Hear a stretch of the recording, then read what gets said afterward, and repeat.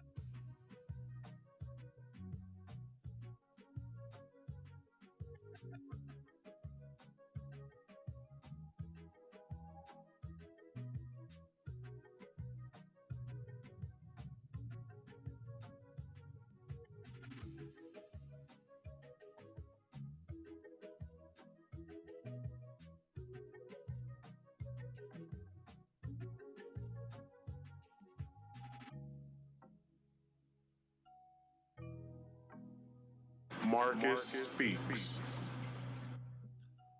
What is going on, everybody? Welcome to this very stream.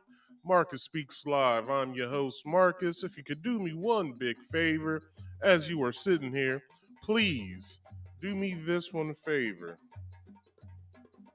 I need for y'all to hit that like button, to hit that subscribe button, hit the bell too once it pops up, hit it to all, and please do me this one favor.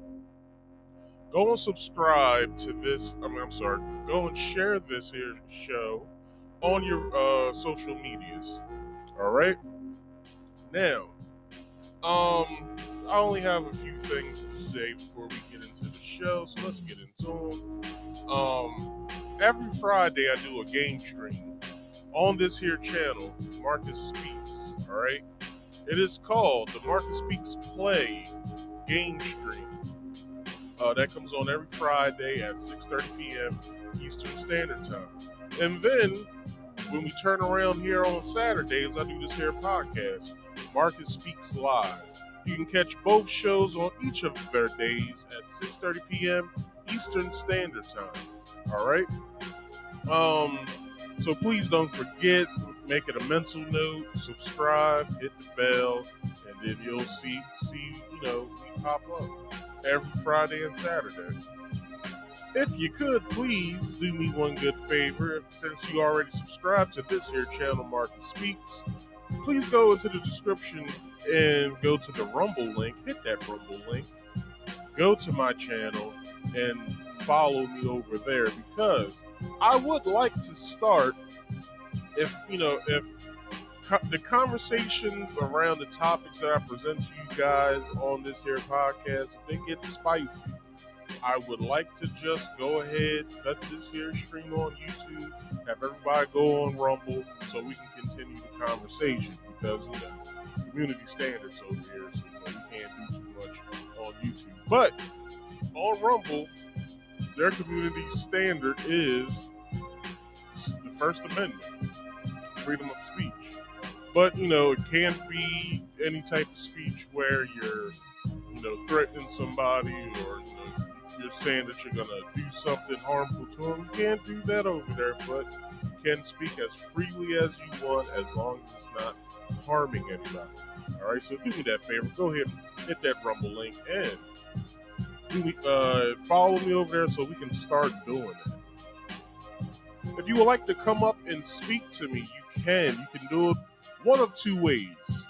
Those one of two ways are, you can either hit the link that is pinned in the live chat, or you can hit the call-in number with your cell phone or your house phone if you still got one.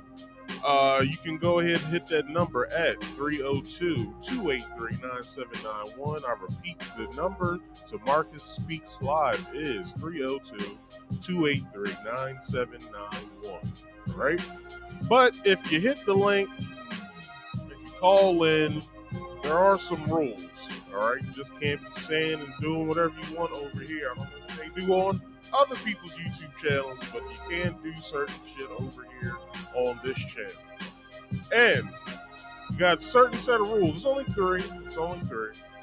First rule is, if you're gonna hit that link, all right, if you hit the link, you will be directed to getting your stuff set up. So once you come here to the backstage, I can see you, whatever. When it says camera, hit the camera, all right? I need to see who I'm speaking with. And also, hit the microphone, but once you're back here, mute your microphone, or I will turn your sound down so you don't further interrupt what I'm doing up here, all right? But if you don't want to be on camera to the public, that is fine. You still have to follow Rule 1. There's a question back here that in the backstage private chat that I would like for you to answer with your name and whatever you want to do. If you want to be on camera, if you don't want to be on camera, please let me know so I can further accommodate you, all right? Also, the third and final rule is, please mute all background noise. That means for not just the link, but also the call-in number as well. All right. Now, one last thing I got is, if you please could do me this one favor. Once again, like this video, share this video, and subscribe if you are new here, and hit that bell icon to all. All right. Now, we are going to get into the show, but before we do that, I'll just have a little, something to say as we get to the show.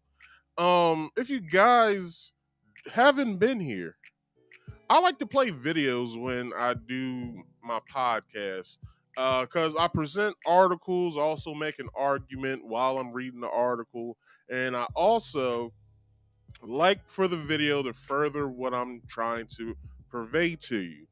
And with that being said, not only is it a YouTube guideline, and not only is it a United States law and law around the world, I want to talk to you guys about fair use. But instead of me actually telling you guys exactly what fair use is, I'll just let my little screen here let y'all know exactly what fair use is. Go ahead, screen, take it away. Hello, everyone. I'm going to tell you about fair use. It's the law. Warning: federal law allows citizens to reproduce, distribute, or exhibit portions of copyright motion pictures, videotapes, or video discs under certain circumstances without authorization of the copyright holder. This is called fair use and is allowed for purposes of criticism, news reporting, teaching, and parody, which doesn't infringe of copyright under 17 USC 107. All right, now y'all know what fair use is. Okay, so let's get into a little pre topic before we get into the show tonight. And that is, if you guys haven't been paying attention, uh actor, singer, comedian Jamie Foxx. We all know who Jamie Foxx is.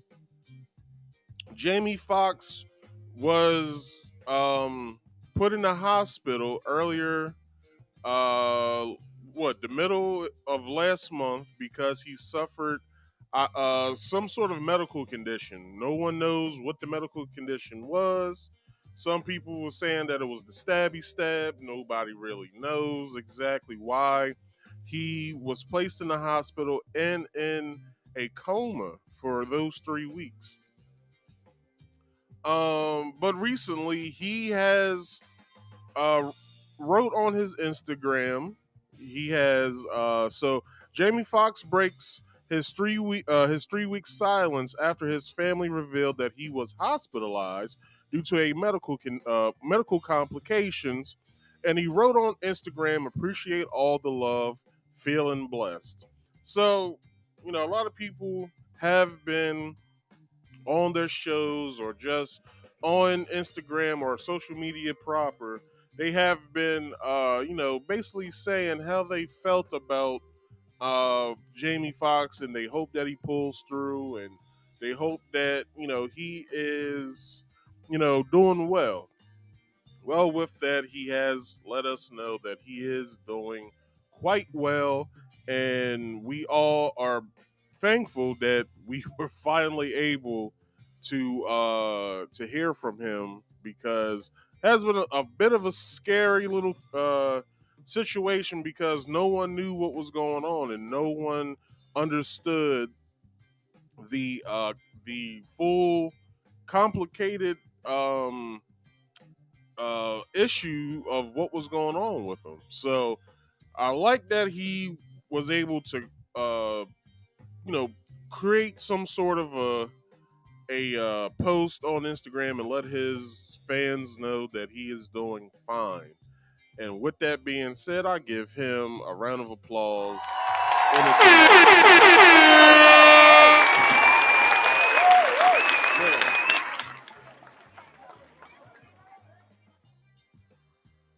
How about we get into today's show, right? All right, so the top news story in the urban market is, here's the overview of tonight's show. The Brat and wife Jessica come clean about their sperm donor. Now, if you guys haven't been following this little, saga of what's been going on with the Brat and her wife, Big Booty Judy, so the Brat and her wife got married and they wanted to have a family. So uh, Jessica, being the female of the situation, she wanted to conceive a child for both the Brat and herself. Well, she had some complications. She didn't understand what was going on. She found out that she had some sort of a medical condition that prevented her from conceiving a child. So what they did, and I believe it's they should have done it that way. So I believe the Brat is 49 and Jessica is 41. So, Jessica still had some eggs left. And they took an egg from her. They uh, they injected it into the Brat along with their sperm donors' little army. So, without further ado, I will play for you exactly what is going on with that, and it goes a little something like this. Harris-Dupart are getting candid about their pregnancy journey and breaking. I'm sorry. All right, there we go. Brat and her wife, Jessica Judy Harris-Dupart, are getting candid about their pregnancy journey and breaking down why they ultimately chose a non-black sperm donor. The couple is expecting their first child together. And in the season 3 premiere of their WeTV reality series, Brat Loves Judy, they took fans inside their search for a donor. As they narrowed down the options based on factors in Judy's genetic screening, they were surprised that there were so few black donors available. Their doctor explained, "This is an important issue. Unfortunately, there are just not enough black donors, black sperm donors, black egg donors. Unfortunately, the pool is limited." The couple told The Root in an interview that they were left with only 300 donors total to choose from, and that only one was black. Brat joked to the outlet, "And that dude looked like Jiminy Cricket. I was like, I'm sorry, but that wasn't going to be my choice." They explained that they ultimately landed on a white donor. The rapper said, "Because we didn't have a lot to choose from, he definitely wasn't black. But I think we did a great job with picking. He's handsome, he's tall, and I think he's going to look beautiful with my wife's egg." As reports on the episode and their interview grew, Judy took to Instagram on Wednesday to further clarify their donor choice, explaining that the one black donor, quote, "unfortunately wasn't a perfect match for reasons beyond appearance," and that they truly did set out to find a black donor and waited weeks to see if the pool increased. You saw in real time us trying to find a black donor, and you saw the difficulties. There are difficulties. So there's a lot of facts in the world that people, I feel like, really don't know or are ignorant to. And that's that black men make up 5% or less of the sperm donation pool. And then even with that, once you put in your genetic testing, you'll be lucky to find one, if any. I'm a carrier of 4 different things, 4. And the severity of the things that I'm a carrier of, if we chose somebody that had the same thing, our child would most likely have it. And they're severe. She wrote in part in her post, "Here's some things you should know. 1. We had no idea going into this that our chances of a black donor would be slim to none. 2. That I was a carrier of so many disorders. 3. That our window was so slim and such a high risk because of age and more. 4. With my genetic testing, I'm the carrier of 4 disorders. That reduced our chances of a black donor down to 1 person. And that 1 person had very limited info/portfolio to judge on, including background." She continued, "I'm honestly disappointed more than anything at the storyline, but do understand the lack of knowledge on IVF in our community, because a lot of people don't even realize all the things when it comes with the journey, including lack of black donors, genetic testing, age where most of our eggs are gone, etc." Jessica added, "Headlines are misleading, but also my wife made a distasteful joke, and now it's attached to the headline and making it seem like we chose strictly off of looks, and we didn't at all attempt to find a black donor, when in fact not only did we try, but we also waited to see if more would pop up over time, but had to stay within the window that we had to choose. Furthermore, people think just because you have money, that anything is possible, but no amount of money was changing the cryobank's inventory." She concluded, "Our baby, created with a healthy baby first mindset once we learned all the things, was a hard decision. And of course we didn't want to add any other stigmas or anything to our child, but we had severely limited options. Thanks to all the people supporting us on our journey, and I truly hope this brings awareness to more black men to donate." All right. I just want to say, for the record, do y'all need a man or something? Like, I can be both y'all's man. No problem with that. I don't mind the poly relationship. You know what I'm saying? It's better when we're in numbers. You know what I'm saying? That's all I'm saying. All right. Do y'all need a man? Say, fuck with y'all. Anyway, so let's get to the article. So I got this article from Yahoo News. So the Brat says she and her wife chose a white sperm donor because the black donor looked like Jiminy Cricket. And crickets on that. I wish I still had that crickets thing. But anyway. So this is what the article says. Rapper the Brat and her wife Jessica Dupart have shared why they chose a white sperm donor to conceive their first child. We we didn't have a lot of options to choose from. Uh he wasn't black, Brat told The Root in an interview published last week. The couple who married in February 2022 said that they started with a few thousand candidates, but once they ruled some out based on DuPart's genetic screening, they were left with 300 potential donors and only one was black. Brad said that the man looked like Jiminy Cricket, adding, I was like, I'm sorry, but that wasn't gonna be my choice. A study of sperm donor availability published in Fertility and Sterility last year found that non Hispanic white Caucasian donors presented 70% of the options. Options were much lower for men of other races and ethnicities, including Asian, which is 16% of the pool, Hispanics, which is 6% of the pool, and Black African Americans, which are 4% of the pool. It is very common to experience difficulty in finding sperm donors of certain ethnic minorities, especially Black sperm donors. All right. Let me put a picture up here. That's what I forgot to do. Black sperm donors. Dr. Ashley Wiltshire of Columbia University Fertility Center tells Yahoo Life. Black sperm donors make up a very small proportion of what's available at commercial sperm banks in comparison to white sperm donors, who comprise the vast majority. Sperm donors are almost always white, Dr. Jane Frederick, a broad certified reproductive endocrinologist at HRC Fertility, tells Yahoo Life. It's really difficult for black parents who need a donor to start families and can't find one who looks like them. Experts say the reasons why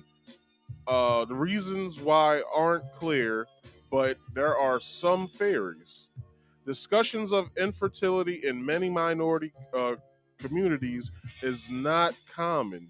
Therefore, there may be a lack of knowledge of the need for sperm donors in certain communities. Dr. Kim Thornton, a reproductive endocrinologist for Boston IVF, tells Yahoo Life.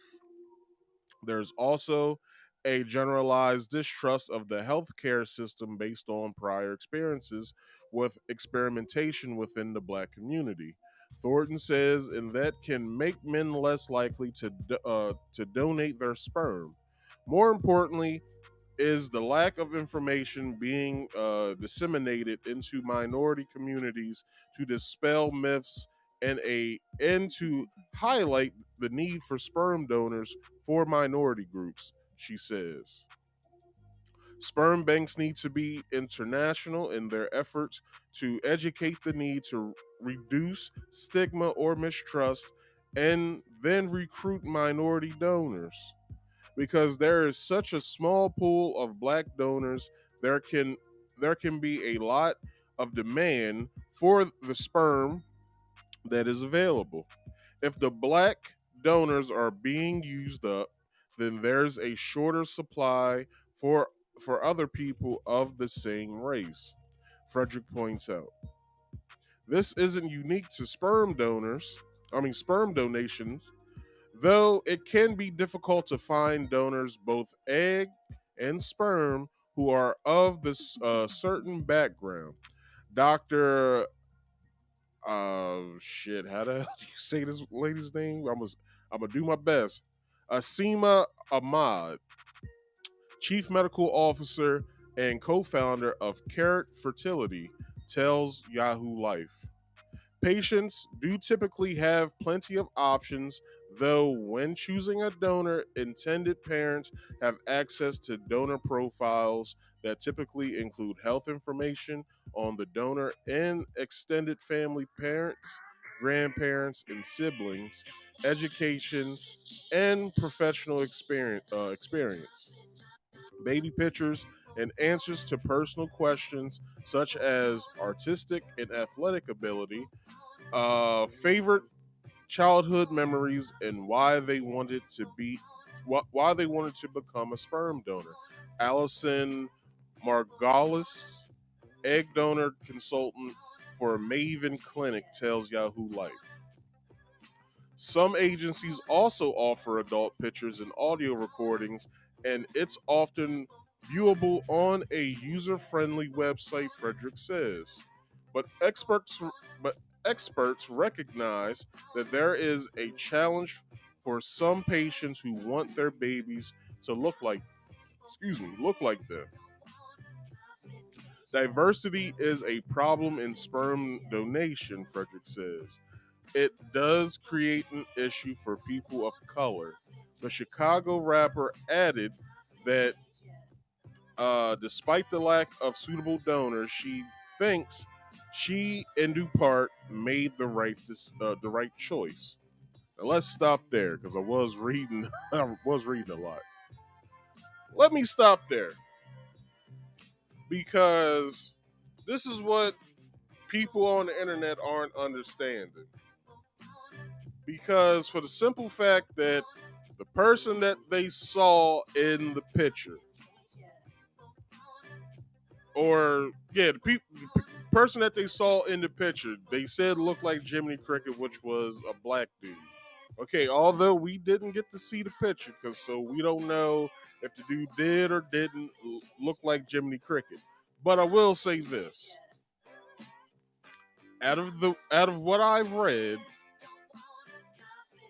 looks like black men are the problem. Go figure, right? That's always the answer for certain shit.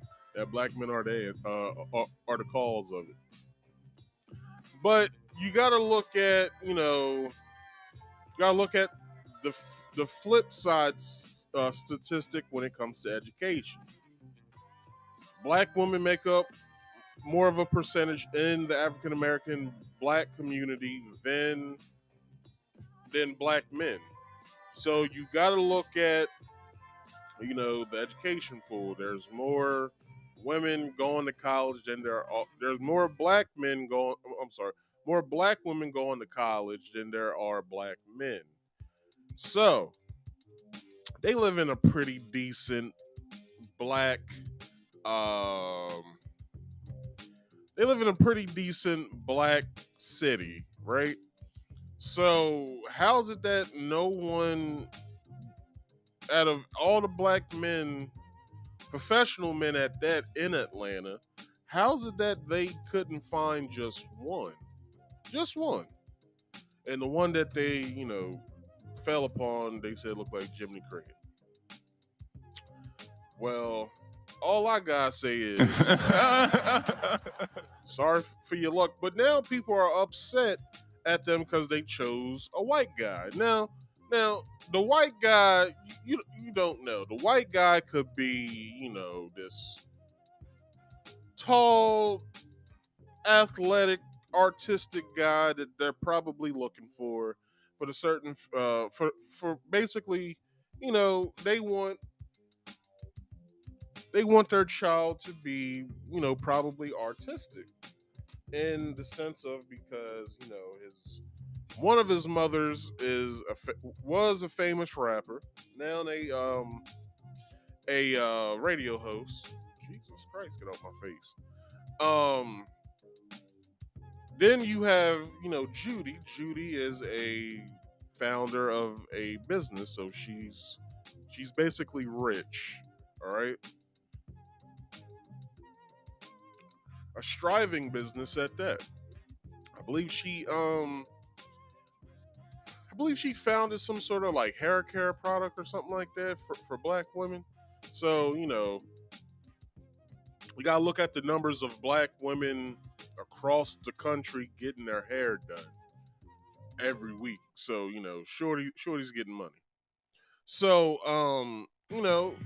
they're just trying to have the best suitable person that they feel is the best for them. You know what I'm saying? So they chose the white guy.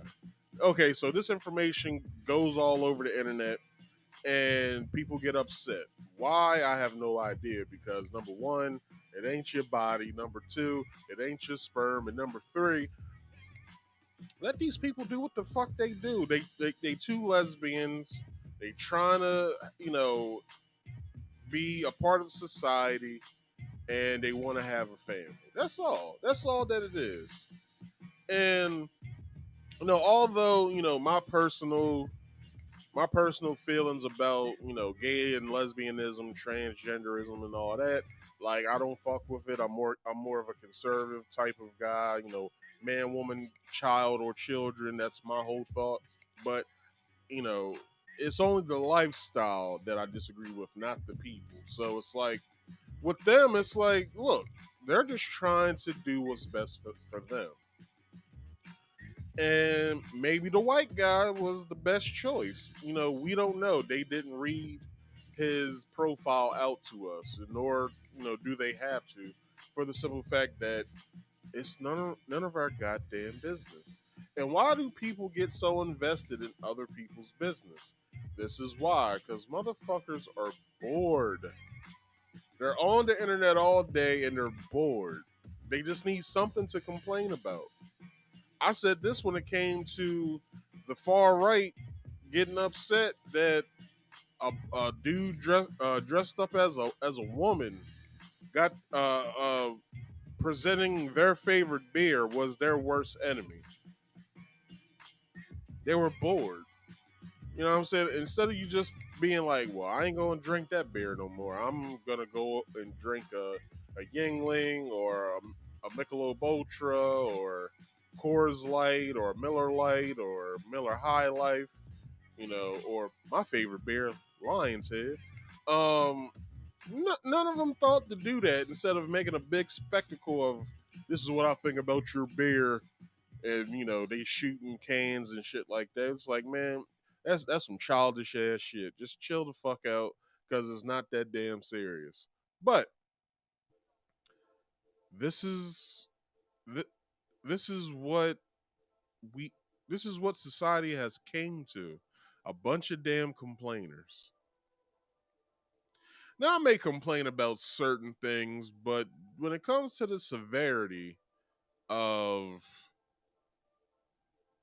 complaining of why a lesbian couple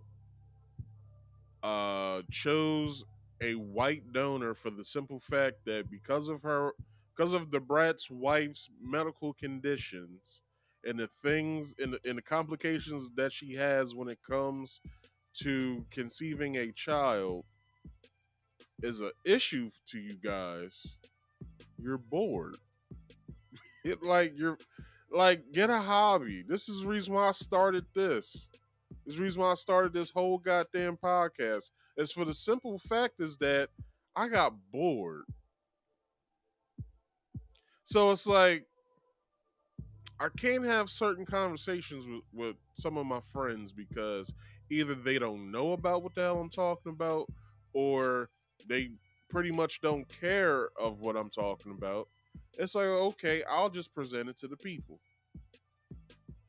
So, um, so it's like, why don't you just start a hobby instead of complaining about what somebody else is doing? I say that to the far righters who did the whole spectacle with the beer cans. It's like, why are you worried about what a company is doing with their money and who the hell they're getting to advertise their product? Find a fucking hobby and find another goddamn beer to drink. There's more. Look, when you go into the liquor store and when you go to the refrigerated section where it has all the cold beers, there's an array of product there. It's like, why do you always choosing just this one thing? Now I'll tell you, and I this girl I was talking to at the time when I was in my early 20s, she clowned me for drinking this beer, which is really a malt liquor. It was called King Cobra malt liquor, right? And she clowned me for it. She was like, you know, the crackheads in my neighborhood drinks these. She was like, "You a crackhead?" I said, "Hell no, I ain't no damn crackhead." So that was the last day that I drank King Cobra malt liquor, and I switched over to Lion's Head. So really, it's like, come on, yo, like, why are y'all doing this? Like, y'all spend entirely too much time on the internet. Too much time, way too much time on the internet, and it's like, it's so it's so crazy that I'm here on Twitter. I'm about to see if there's anything I can find on what people were saying about this, because I'm pretty sure y'all was on here talking shit about these people. Let's see. The Brat.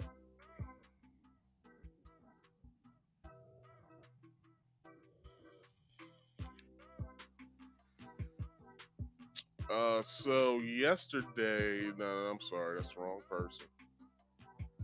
Uh, so this person that's on the screen here, um, maybe I should bring this one up like the other one was, so y'all can see what I'm talking about better. And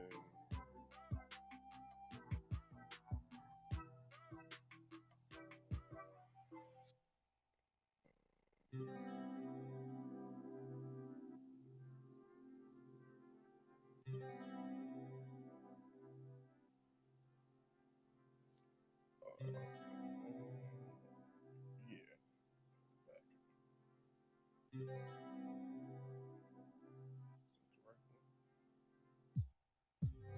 all right. So I'm about to show y'all something. Gotta love computers. So so this is what's being talked about, right? So you got this person. I'm gonna zoom in. Let me zoom in. Oh shit.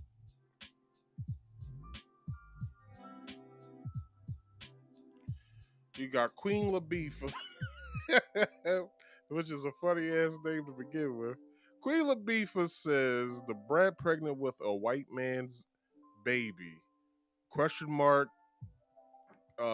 explanation mark, question mark, explanation mark. You get the picture. Then it's a picture of Wendy Williams, shocked. Like, what? It's like, what? Anyway, big sisters react to, yeah, okay. I just don't want to run into anything crazy on here. The Brat in 1997. Yeah, she was out there fucking them hoes.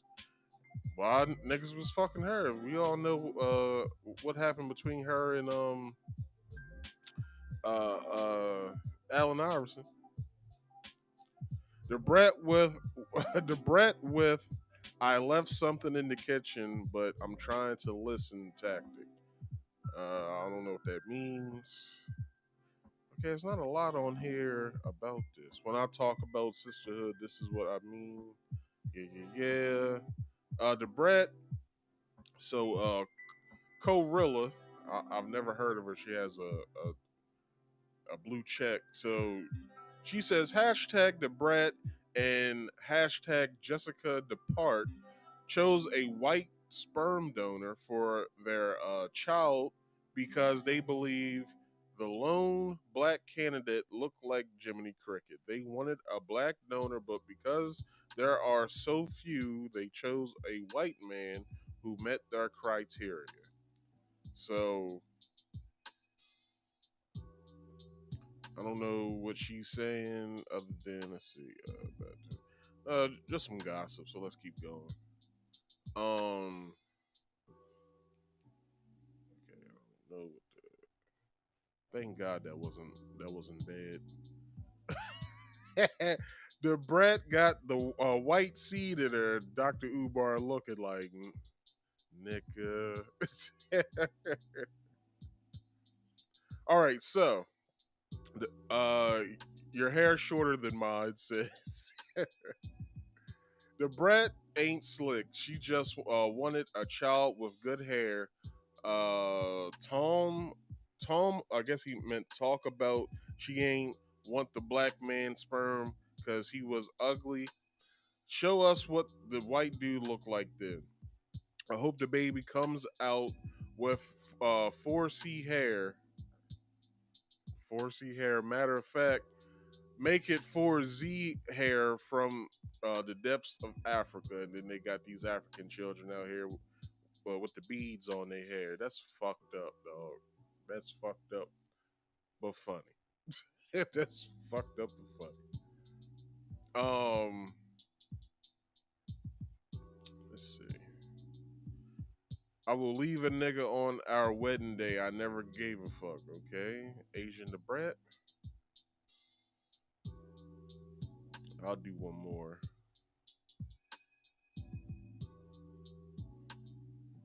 All right, I don't know what the. Oh shit! All right, I might get kicked off. All right, let's get the fuck out of Twitter because Twitter is up to no good right now. All right, let's take this off the screen. Um. So yeah, that's what this is what's going on, and it makes entirely no sense. And it's like people are really so caught up within themselves that they won't allow other people to do what it is that they feel as though should be done. And that is living their own fucking lives. And that's all that the Brat and Jessica's trying to do. They're just trying to have a nice little modest family, as them being on television and radio and stuff like that. But they're just trying to have a nice, modest American family that, they can call their own and raise together. That's all that they want to do. But there is one thing I have to say. Brat, or Dana, I think is your real name. I believe it is. Hold on, let me see what the Brat's real name is.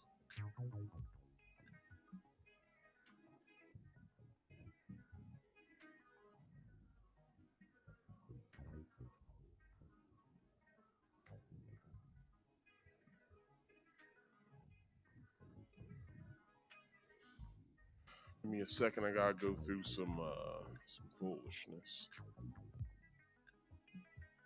All right.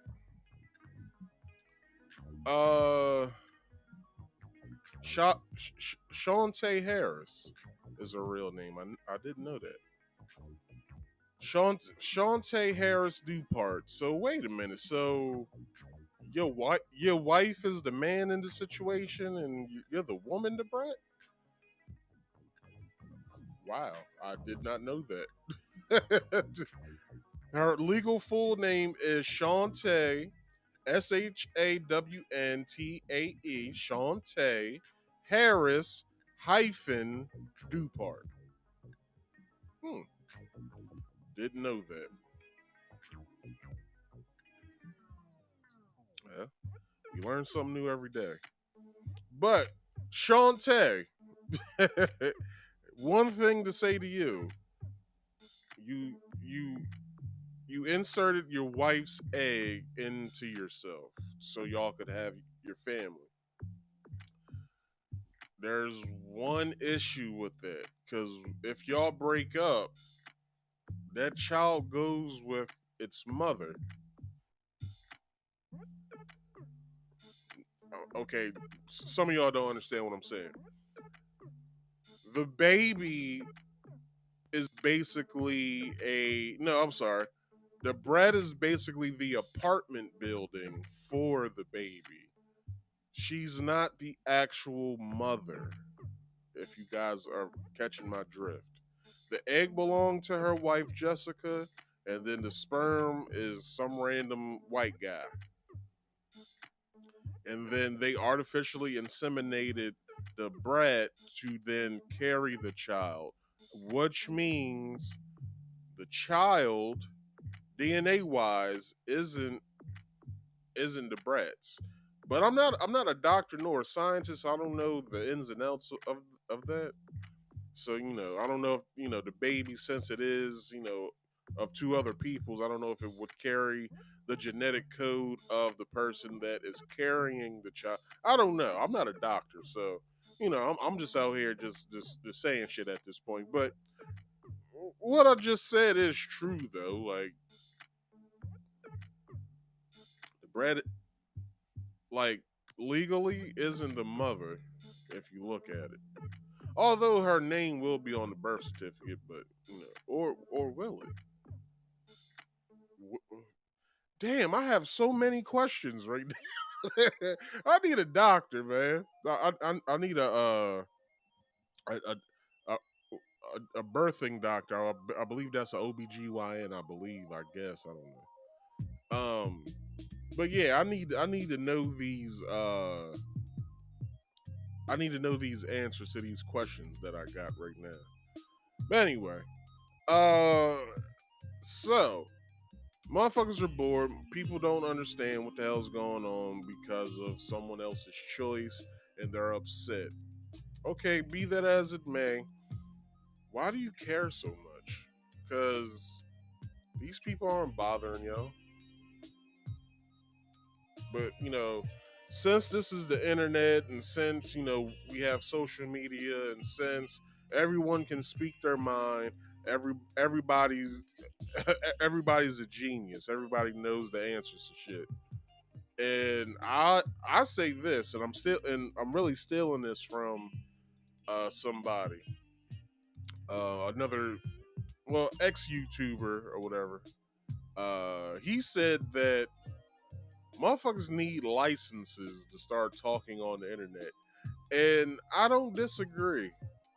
Like, motherfuckers really, like, they really need to start handing out licenses for people to start talking on the internet, because most of the shit that you hear be a bunch of nonsense. Like, it'd really be a bunch of nonsense. And if it's not people saying dumb shit, it's people doing dumb shit. So, you know, that's what we got.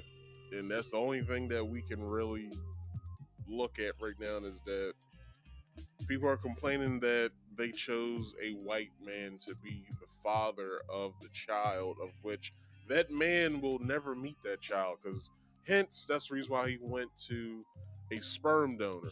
Now, he's doing a good thing for society because he's keeping his legacy going, but you know, but is he though? But is he? Like, you know what I'm saying? Like, it's two lesbians, shit stops there. You know, you know what I mean? Like, do you know what I mean? Anyway.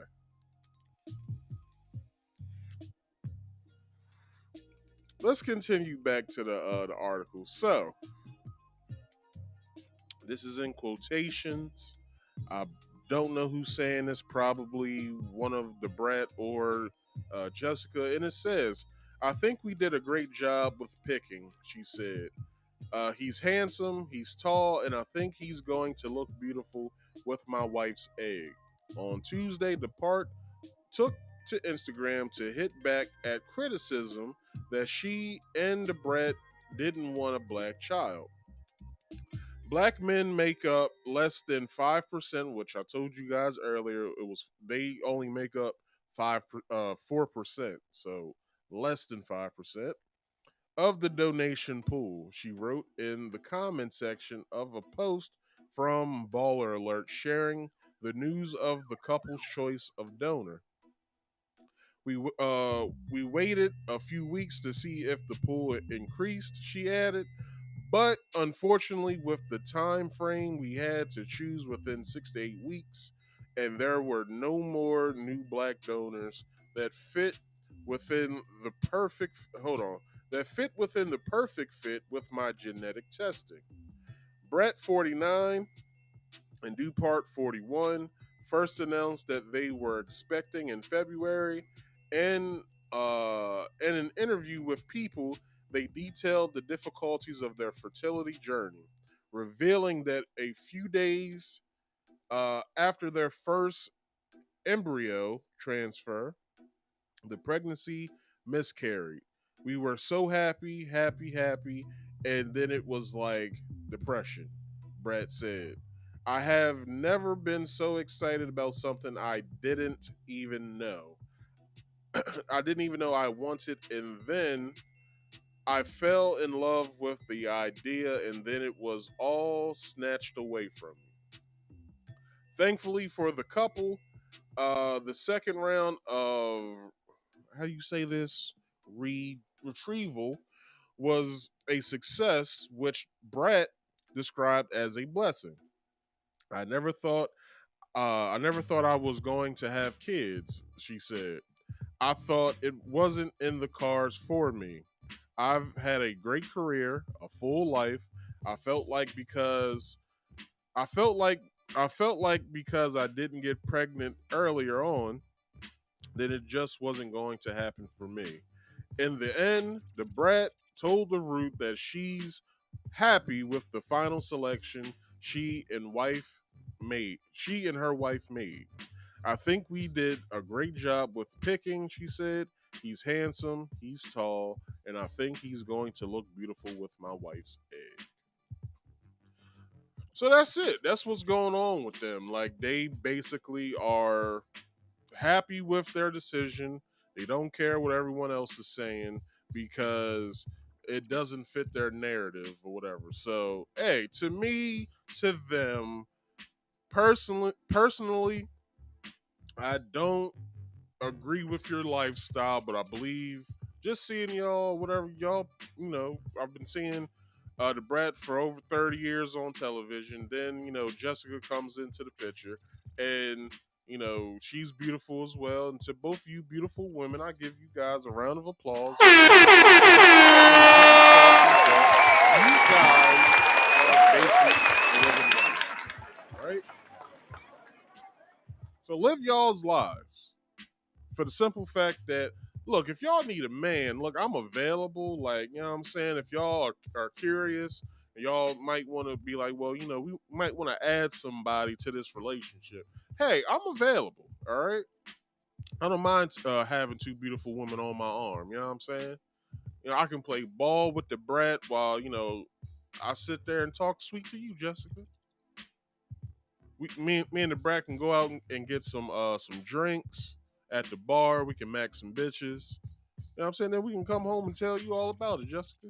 Or you can come with us. You know what I'm saying? Doesn't matter. I don't give a fuck. I'm just saying. You know what I mean? All, all y'all out here looking at things the wrong way. I'm out here trying to get paid. Holy shit.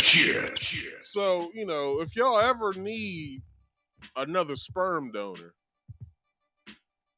I'm always available. It's like, no. Anyway, that wraps up the main topic portion of today. But, I'm just saying, the Brat, Jessica, look, I'm always here. All right. And y'all can always come home. You know what I'm saying? Because the Brat, you think AI was smooth. Where do you get a load of me? Now, that wasn't intended. That pun was not intended, yo. But hey, that shit worked though. Anyway, let's move on to the random topics portion of the show. All right. Oh shit. All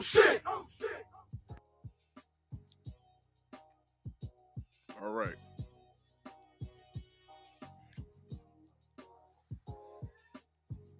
So the article. So the overview for tonight's random topics of the week portion is this. Nick Cannon smashes on the Red Table Talk, writer strike, and bank collapse. So here we go. So y'all's boy Nick Cannon, he had a lot to say when it came to the Red Table Talks. I believe it was this week, if not last week. It was last week, last Friday, that Meta, formerly known as Facebook, but Meta, they announced that they're getting rid of Facebook Watch. Probably for the simple fact is that number one, it's probably costing them a lot of damn money. Number two, they're competing with so many like social media and video platforms. It's probably not equitable for them to have Facebook Watch. So they're getting rid of Facebook Watch. So that means Red Table Talk has to go. It's spinoff Red Table Talk with the Estevez, Steve Harvey, and some of your favorite content creators was on Facebook Watch. So, a lot of their stuff is going. I don't know if they were getting paid for any of their work, but, if they were, then I'm sorry for you guys that, this had to happen. But really, if you look at it, like the demographic for the demographic for Facebook really isn't it's not a young demographic. Most most young people are either on Snapchat or TikTok. They're most young people don't even use Instagram like that anymore. Instagram is becoming the the Facebook of its time now. Facebook had its time to where younger kids wasn't using it during like the mid like the early to mid 2010s. Like a lot of kids was like, nah, I'm not going on Facebook. Like that's for old people. Now you got Instagram going through the same thing. Instagram's going through the same thing because, TikTok basically took its shine. And Snapchat is still hanging in there. I don't know how, but it's still hanging in there. I work with a lot of young people at my job, and they mostly use like to conversate with each other is Snapchat.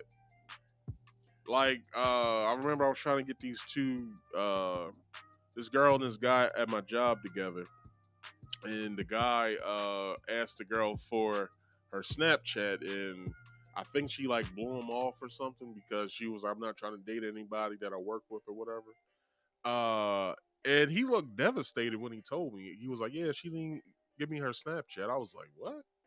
Why don't you just get her number? Because I come from a different class and a different school of, how I talk to women. My whole thing when I was growing up was you ask a girl for a number. Nowadays, people are asking for each other's Snapchats. That was wild to me. I didn't understand that at all. But what can you do? You know what I mean? But with that being said, this is exactly what Nick Cannon had to say when it came to hearing about the cancellation of the Red Table Talk. Meta has shut down Facebook Watch Original, Red Table Talk, and others. Yeah. So there's no more Red Table Talk. But according to Deadline, the series producer is shopping the Emmy Nick. winning series somewhere else, Nick. If there was no Red Table Talk, then No. you wouldn't have slapped the shit out of Chris Rock. No. Are you talking about just that situation? I'm talking about that toxic table. It is not. It's an honest table. Too much honesty can get your ass slapped in the face. We've seen this. A good slap is what people need sometimes. That table was toxic. They made all the memes about my brother Will on that damn table. They didn't need to do that. Well, listen, Will agreed to come to the damn I'm getting table. a red table. It's at his house. I gotta walk by this motherfucking table every day. That was royalty, Will and Jada. They were. They are. And then they brought us to the still. table. No, we no, was no, like, no. I don't want to know all this shit about It y'all. feels like human, like they're human, It- and it feels like relatable because they're trash too, just like all of us. Exactly. Some stuff I just want to mind my black-owned business. You can't I don't want want to be in. I don't want to be up in everybody else's kitchen. Keep that shit to yourself. I'm getting a red table. You should get a You red gonna be at the table. table by your goddamn self. All right. So that's what he had to say. And basically, what came from family discussions of them allowing their children to speak freely to them without any, what was it? Without them getting in trouble and all that, like they could speak freely, they could speak their minds and stuff like that, transferred into the Red Table Talk. That's basically how the concept of the Red Table Talk came about for Jada Pinkett and her co-host, which is her mother and her daughter. So that's exactly how it happened. And, this is coming off of many years of them, having, famous guests, friends, bringing up certain topics to not only just the black community, but to all communities. When it comes to mental health, your regular daily health, you know, stuff like that. So, but let's get into the article of which I got from People magazine. Nick Cannon slams Red Table Talk as the toxic table after Facebook Watch shuts down. So, this is what's going on in the Smith house. Nick Cannon is sharing his thoughts on Red Table Talk after Facebook Watch shut down all of its original programming, leaving Jada Pinkett Smith's talk show without a home. People confirmed earlier this week that Meta is ending its Facebook Watch original programming, stopping new seasons of its series, including the hit talk show hosted by Jada Pinkett Smith, her mother Adrienne Banfield Norris, and her daughter Willow Smith. Reacting to the news on his radio show, The Daily Cannon, the father of 12 called the development good. I don't know. I don't understand why, but I don't know. Let's get into it. If there was no red table, then there wouldn't have slapped the shit out of Chris Rock. Cannon continued, referring the incident during the 94th annual Academy Awards when Will Smith slapped Chris Rock for making a joke about Jada's shaved head. Going on the program, that toxic table, Cannon said. Too much honesty can get your ass slapped in the face. He later added, that was royalty, Will and Jada. Then they brought it to the table. I don't want to know all the shit about y'all. Deadline was the first to report the news that Facebook Watch's original programming endeavor was ending, with none of its shows returning for more seasons. It added that Red Table Talk was being shopped around to other interested networks, and Variety reported that it is a cost-cutting measure. Red Table Talk won a Daytime Emmy for Outstanding and Informative Talk Show in 2021. It premiered in 2018 and spawned the spinoff Red Table Talk, the Estefans. Is that how you really say it? Estefans? Anyway, Pickett Smith reacted to the news on Facebook Watch shutting down in an Instagram post on Thursday, which was last Thursday, stating that Red Table Talk is searching for a new home. So this is exactly what she said. Let me blow this up a little bit.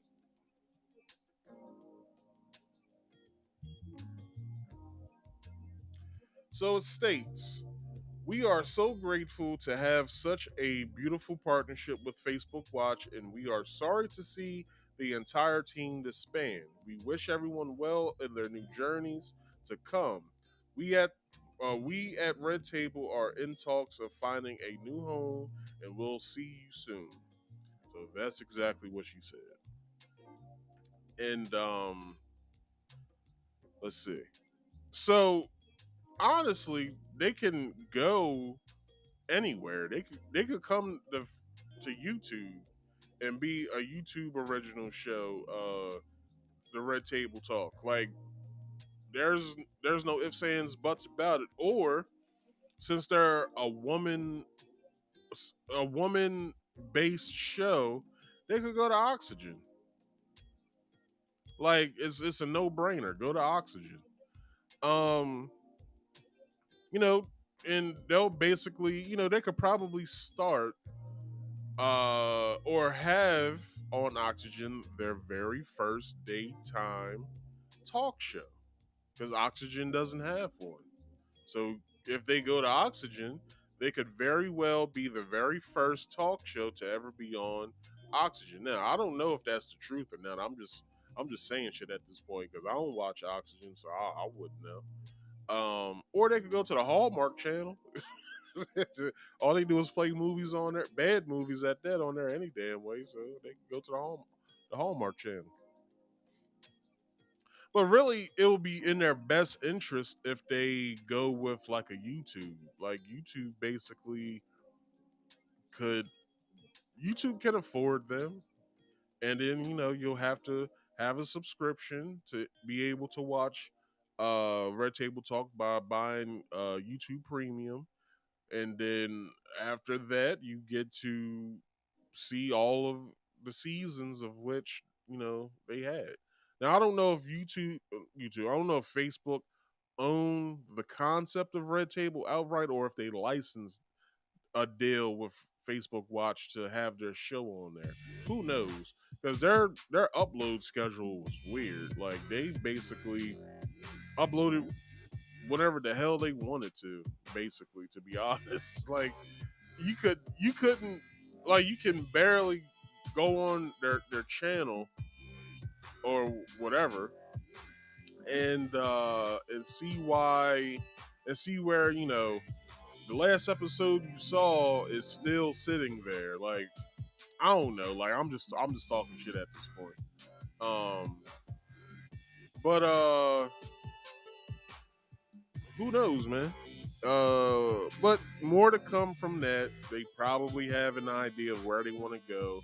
So we'll see within the next coming months, if not next year, where they'll be. So moving on from that, we have the Hollywood writer strike. Now, a lot of y'all probably wasn't paying attention back in, I believe it was 2000 and either 2007 or 2008, if not 2009, where this very same thing happened before, and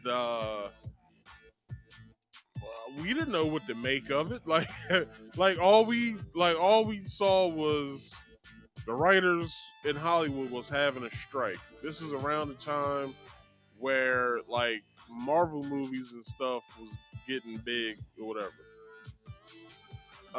And there was a writer's strike. And now I don't know when it comes to like a movie, like the script's already done. Is this like where like will they be, how can I put this? Will they be to where it's like they will only be able to, damn, I don't know how to put this. Like, will it be to the point to where it's like they have to be on set for these movies? Because I don't know, if there's a rewrite that needs to happen or something like that. Um, do they have to be on set for that? Like, I don't know. Like, I don't understand like how the Hollywood system works. Like, it's a strange system to me. So I don't know. But anyway, let's get into this video and see what the hell is going on with this writer strike. Overnight, more than 11,000 film and TV writers went on strike after the Writers Guild of America and a group representing TV networks and studios failed to agree on a contract. The first to feel the effects of the strike, late-night comedy shows like Jimmy Kimmel Live. They cannot produce new episodes without writers.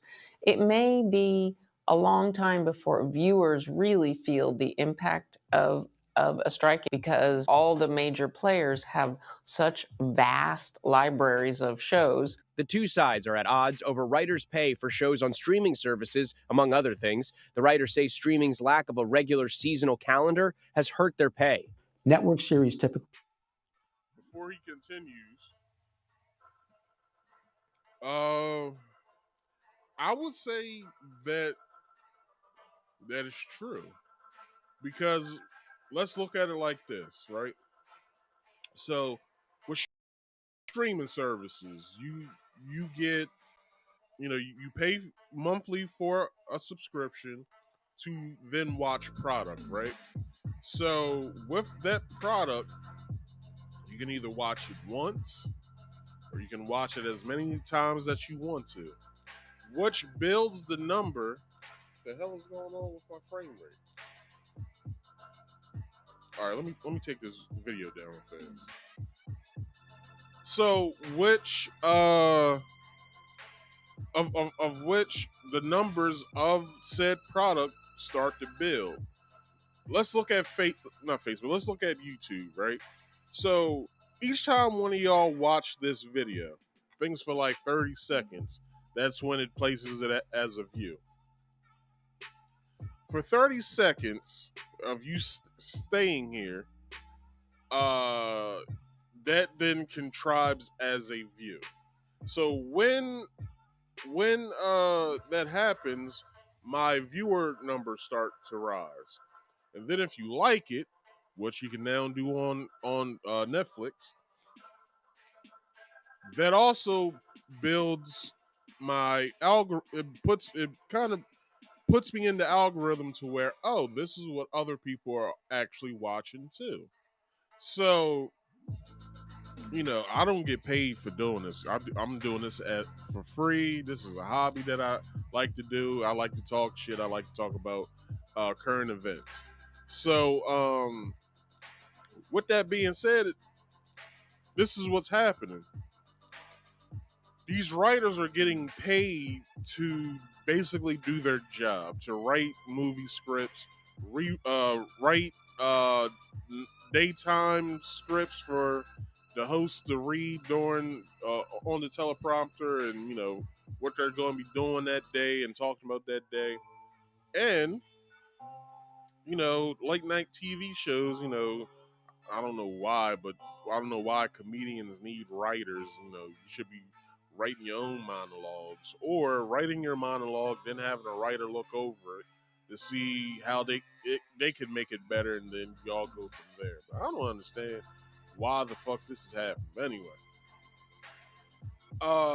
so with them striking for better pay because they're not being paid like they would be on television.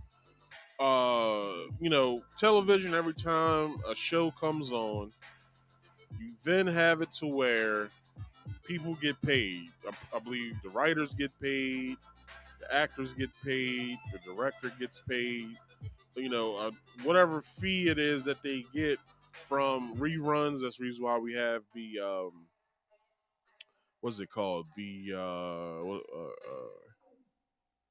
syndication office is, I forgot where it's at.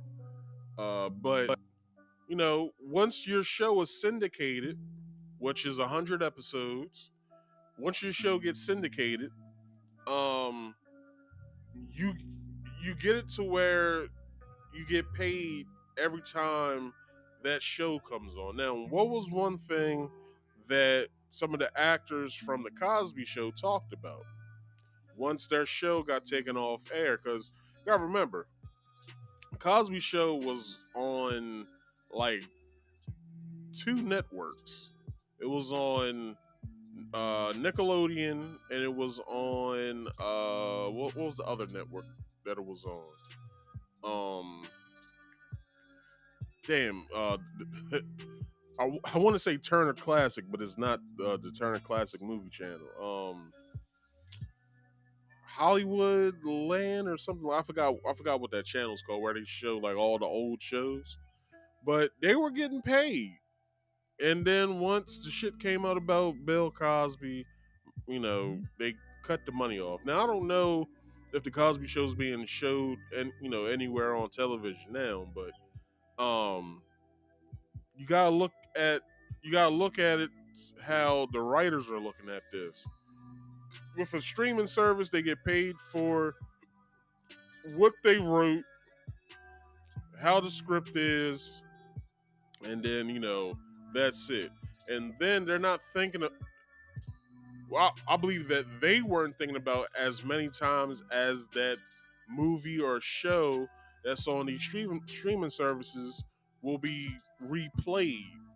Most of the times with these streaming services, depending on the popularity of the show or the movie or the hype around it, people watch the show or movie several times over, and I can understand their frustrations with that because I only got paid one time for my work, and that was during the production of it and when it got aired on television. But on these streaming services, I'm only getting paid for the script itself and what you guys do with it. Like, I'm not getting paid as many times over as I would on television.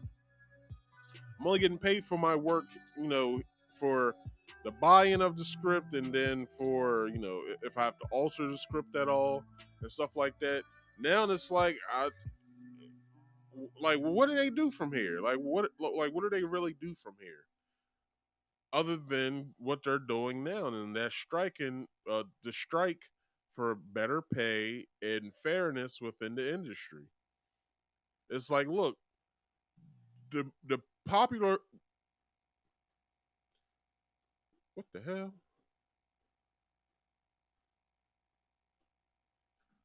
Anyway.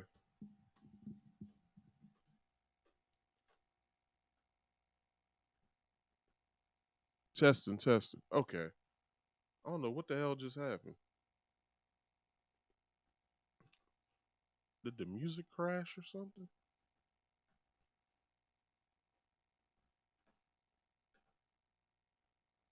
Let me see.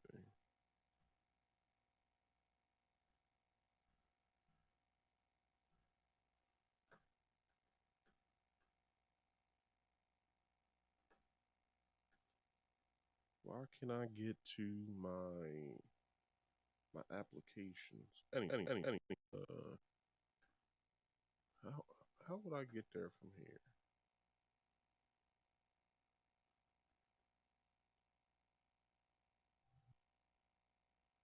Okay, here we are. Let's see. All right, testing.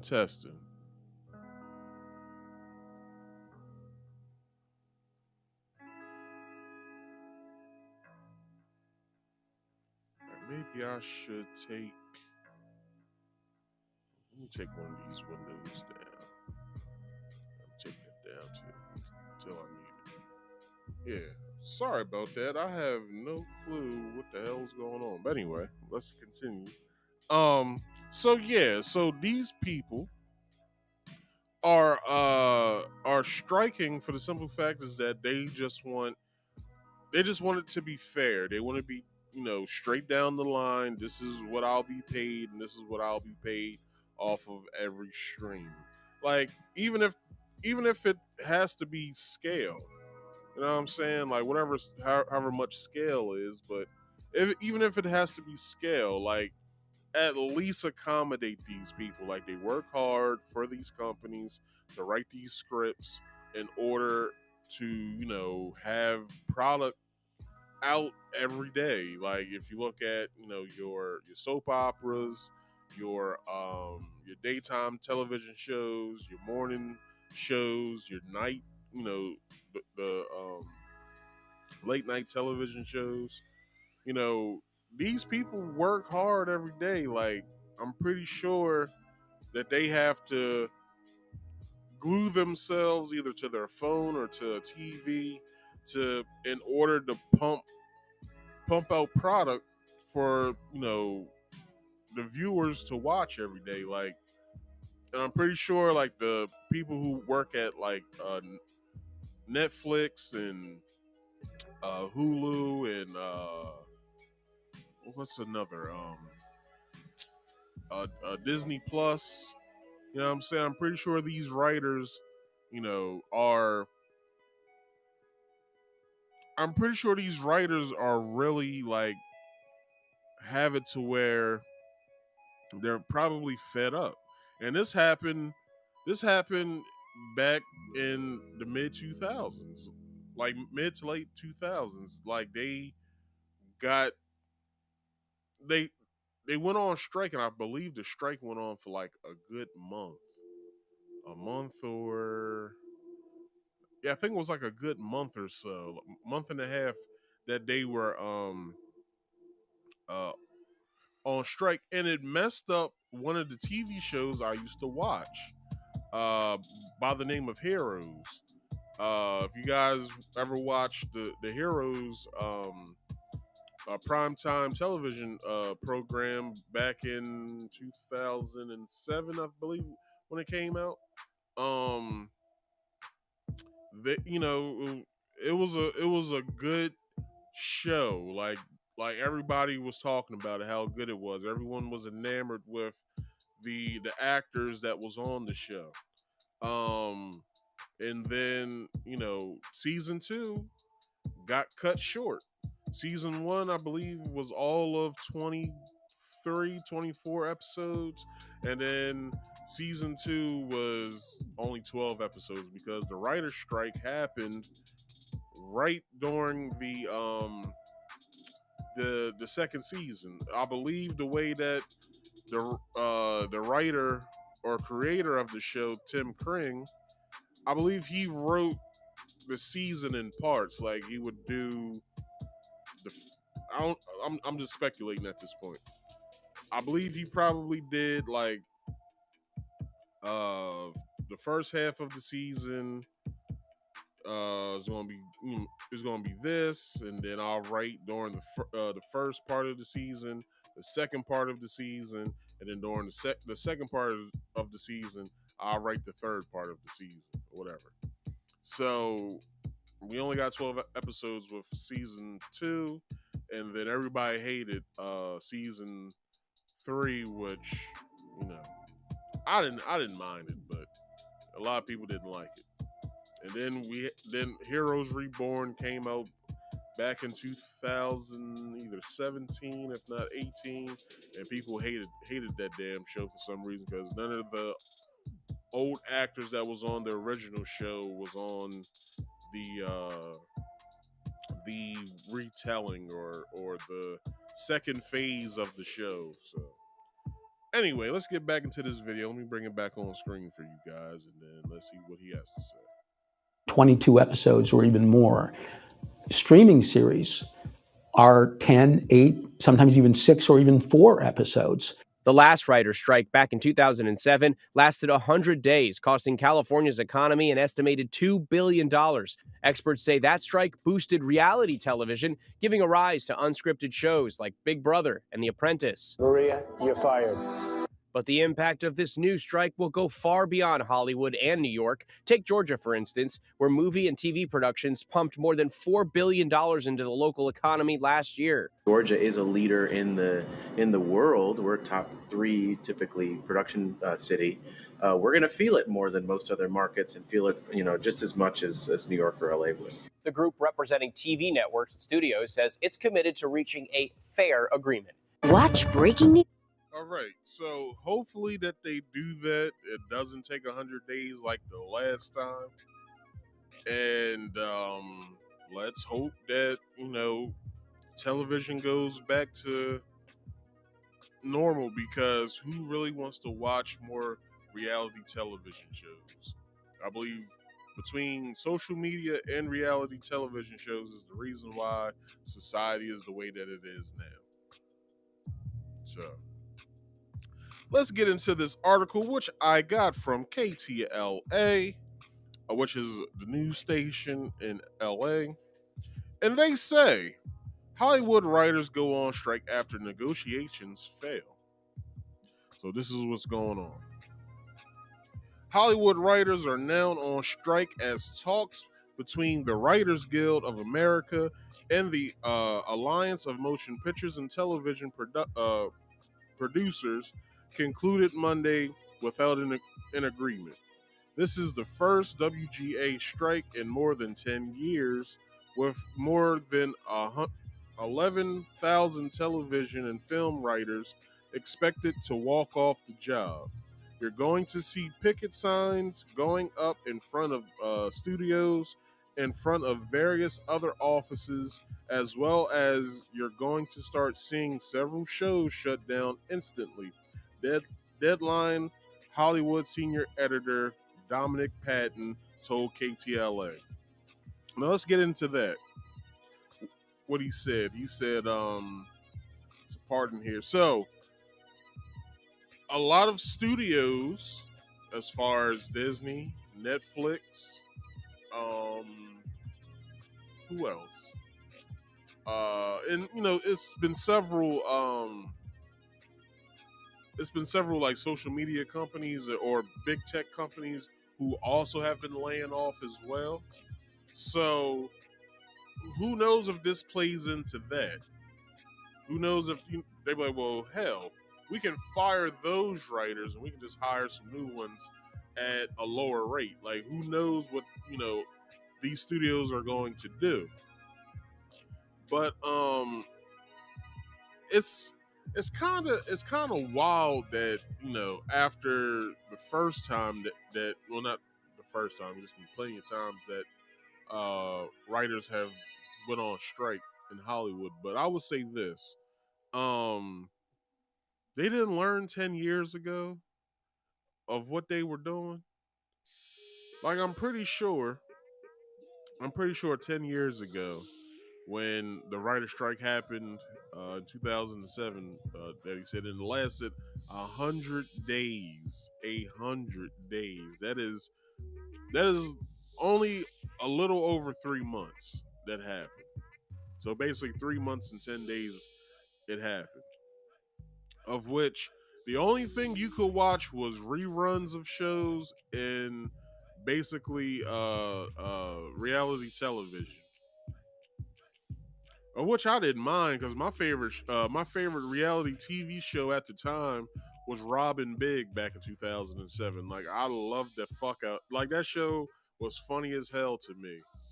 And to be honest, it still is. If you go on YouTube and find some like clips of certain episodes, that show was hilarious. So when it came to reality television and me watching it, that was basically the only reality television show I watched at the time.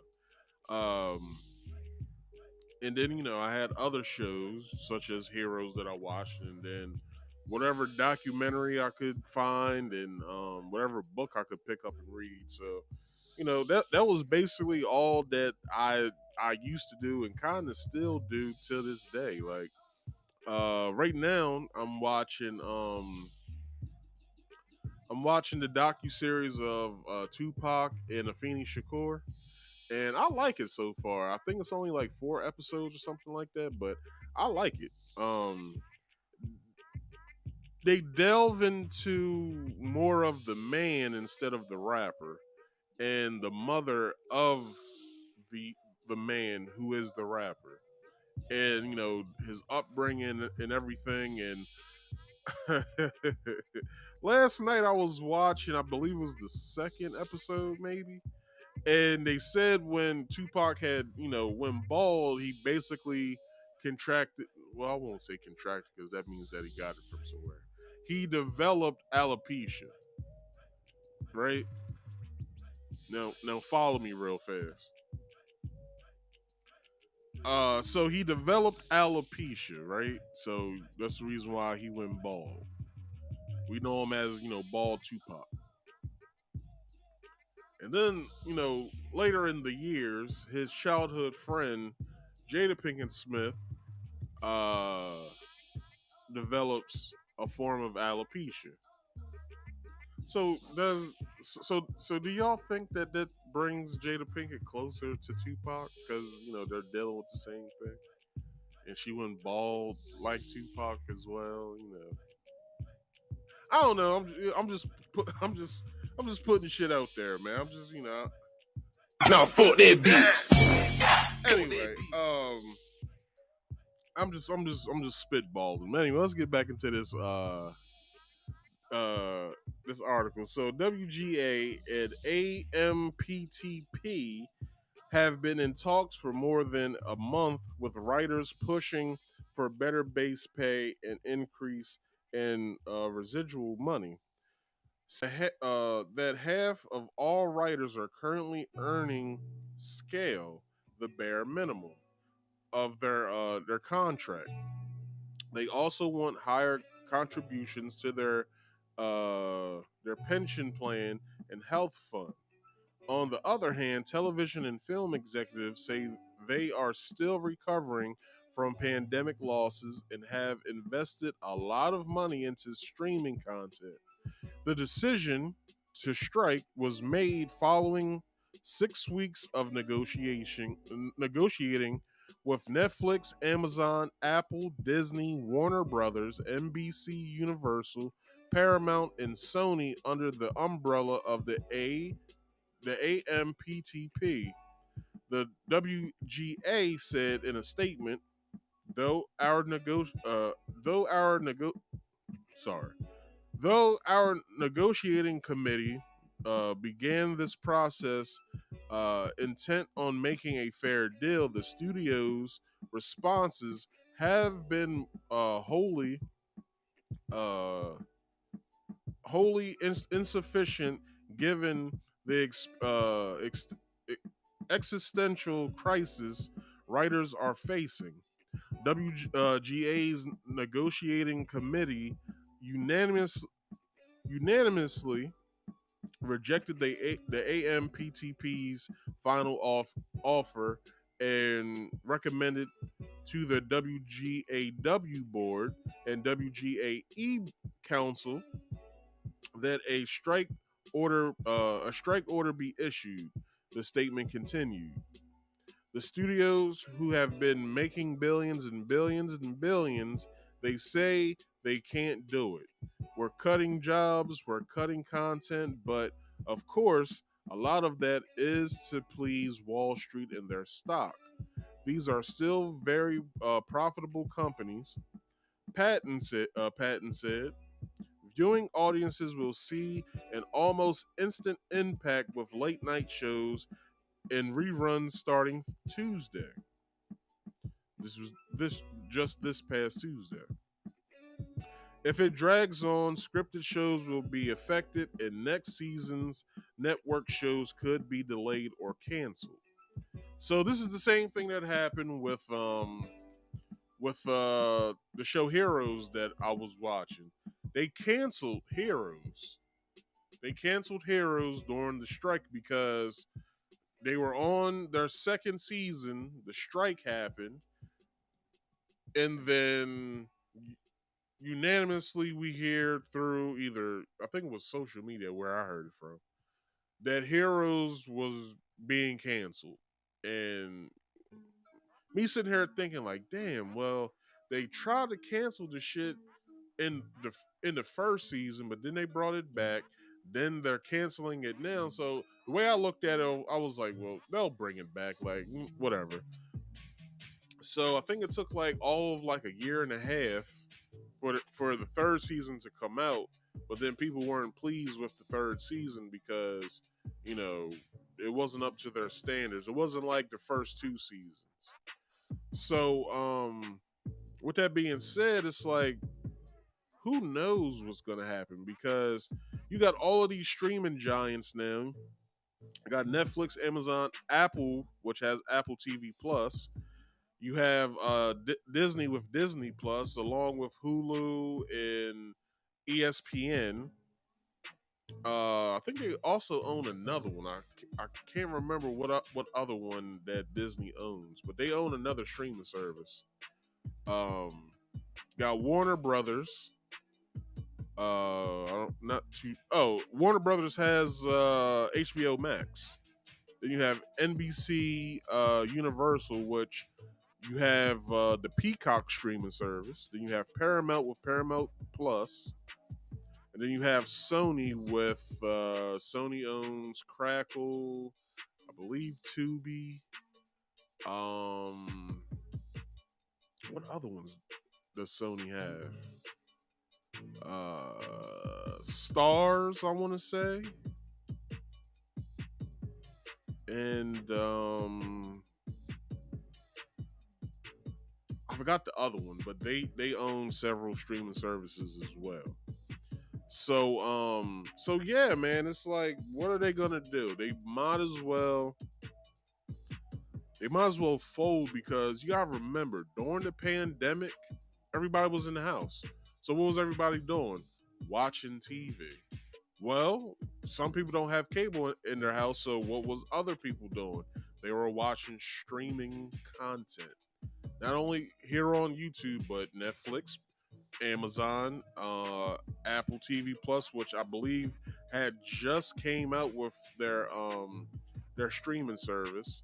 Then Disney Plus also came out during the pandemic.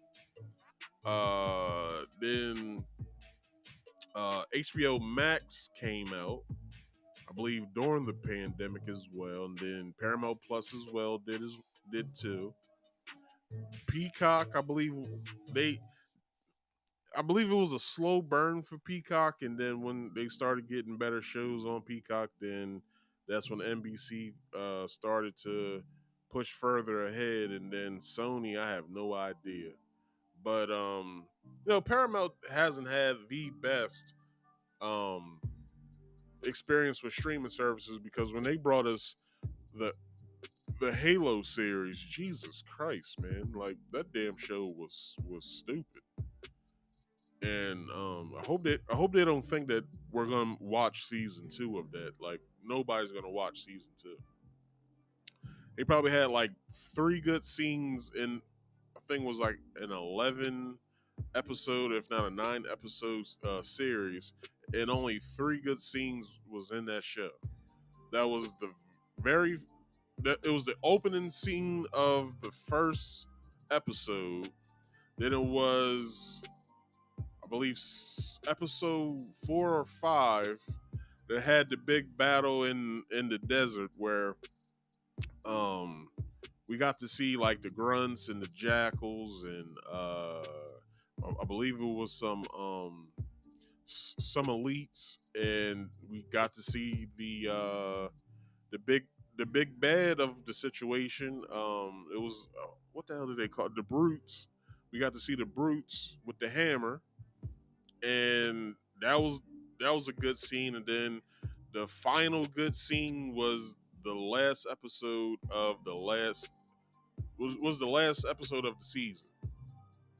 Those are the only 3 good scenes in that entire goddamn series.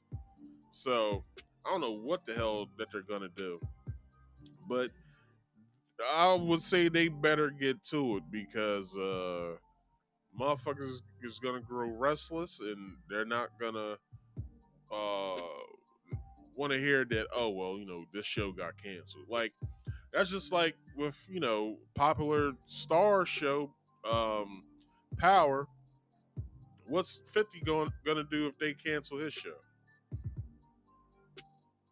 Well, I would say he could bring it to streaming services, but there's no writers. There's no writers for it, so who knows, man. I'll take a deeper look into this. I'll see what else happens with this, and if there's any updates, I'll update you guys. So, moving on to the final and last random topic of the week, and that is First Republic Bank collapse sparks regional bank shares sell-off, as noted by Al Jazeera. So, I didn't say this before. I never said this in the beginning of the show. All articles and all videos are accredited in the description box. I do not own any of these videos, nor am I taking ownership of any of the videos presented today or articles presented today. All right, so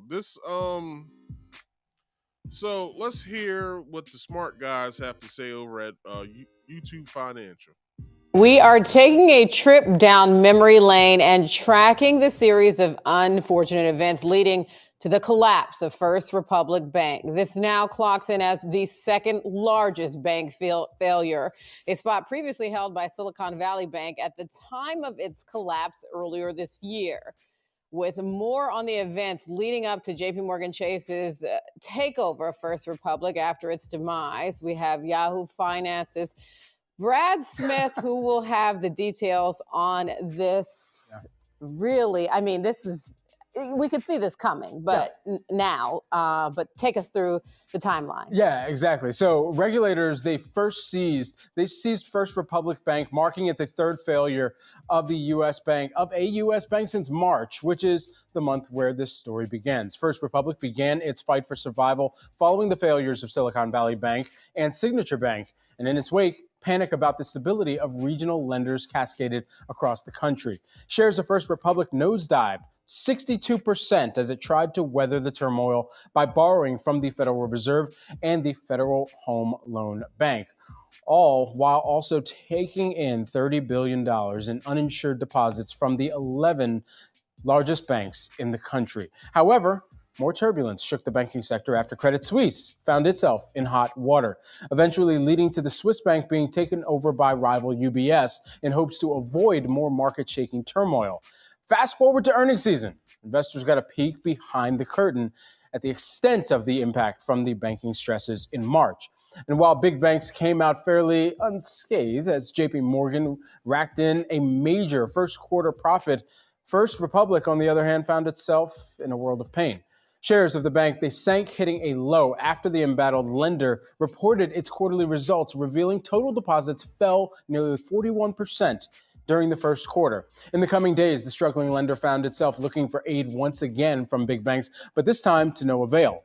Not longer after the Fed and the FDIC's introspective reports on bank failures in March came the addition of First Republic's bank failure here. So now, with JP Morgan taking in First Republic under its wing, the bank has just become even bigger here. And even, Diane, as we think about what this means going forward from here, right. You were listening into one of the media calls this morning. We've been able to get a glimpse of what JP Morgan's vision is going to be like, even as they are continuing to signal to the street what their intentions are, even within this consolidation. So they said, obviously, this is going to take some time. There were some things they can't answer right now. They said, obviously, their investor day is coming up. Yeah. So there will be some more questions answered as the days ahead. They reiterated some things that we know, that they said that they were obviously, they didn't seek out this. Right. They were asked, to come to the table on this deal. So, not completely surprised there, but there was a question asked about just issues with regard to other regional banks, and do we see more stress there? Jamie Dimon said that didn't see the same issues that we've seen with SVB, with Signature Bank, et cetera. So he talked about just really shoring up. Someone talked about this, and if there are any parallels with regard to the financial crisis, 2008-09. He said this is different than than that time period. Yeah, and we've continued to kind of glean back to that at length as well. And it's fair to remember here as well that First Republic was actually a spinoff of, back then, I believe it was Merrill. And so they're kind of coming full circle here and with think another about major how in terms of just the relationship with these financial institutions, Merrill folded into B of A. B of A was asked to come to the table with regard to this deal with JPM getting the majority of the assets of First Republic Bank. All right, so that's what's going on. But let me further what's going on, what they was talking about. Shares of several regional lenders fell on Monday after First Republic Bank's collapse, the third major casualty of the biggest crisis to hit the banking sector in the United States since 2008. The banking turmoil erupted from the closure of Silicon Valley Bank and Signature Bank in March, causing depositors to flee regional lenders and driving fear that the crisis could engulf other mid-sized banks. Now, I would say this. Let me mark my point there. If you guys don't know, if you have PNC Bank, PNC is also falling. They're closing several locations across the I believe just the East Coast right now. In my state of Maryland, in the town that I live in, we have, I believe it's 2 or 3 PNCs. I believe it's just 2 PNC banks. They're closing one of those PNCs down. So it is right on Main Street at that. So the other one that's like not too far away from, I believe it's less than a mile, if not a mile away from each other. That one's staying open, but the second one that's downtown, that one's being closed down. But I'm not saying that those people will lose their jobs, because I'm pretty sure they can schedule them into the other one that's just a mile away. But it's a lot of banks that are feeling this, and a lot of people were asking, will like our local banks that get established in our towns or cities, will they be affected as well? And such as credit unions too. And I would say tighten your seatbelt. You're about to go on for a ride, because it's a possibility that your local banks will also feel this pressure as well. And as well as credit unions too. So just make sure that, what I'm saying, you got your ducks all in a row, because if not, I don't know what to tell you. Now, let's continue. The KBW Regional Banking Index shed 2.7% on Monday, hitting a session low, while shares of Citizens Financial Group, PNC Financial Services, Group, Troistus Financial Group? I hope that's how you say it. And the U.S. Bancorp fell between 3% and 7%. Valley National Bank Corp, which owns Valley National Bank, lost more than 20%. A deal was announced earlier on Monday that allowed for orderly failure of First Republic. Under the terms, J.P. Morgan Chase and Company will pay $10.6 billion to the U.S. Federal Deposits Insurance Corp, or the FDIC, which took First Republic into receivership for most of the failed bank's assets. Shares of JP Morgan Chase rose 2.4%, making the largest U.S. bank the top gainer on the Dow Jones. In the options market, traders were still being cautious on most regional banks. With the 30-day implied volatility on the S&P, regional banking ETF, a measure of expected near-term price swings, dropping about 2 points on Monday from the previous week. This deal does not change the rates, recession, and regulatory headwinds that regional banks are facing, said UBS analyst Erica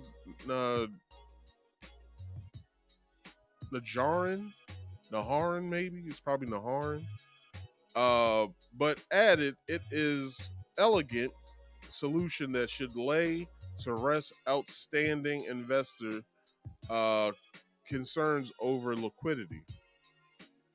Mid-cap banks, which have client deposit parked in interest rate sensitive investment portfolios such as mortgage bonds, are also facing an enormous challenge due to aggressive monetary policy tightening by the U.S. Federal Reserve. And let's stop there. Right now is probably the worst time to try and think about buying a house. Like, this is probably the worst time to do it. Because as I stated, I think this was last year sometime. I stated this last year. I don't even have my graphic behind me. What the hell's going on with that?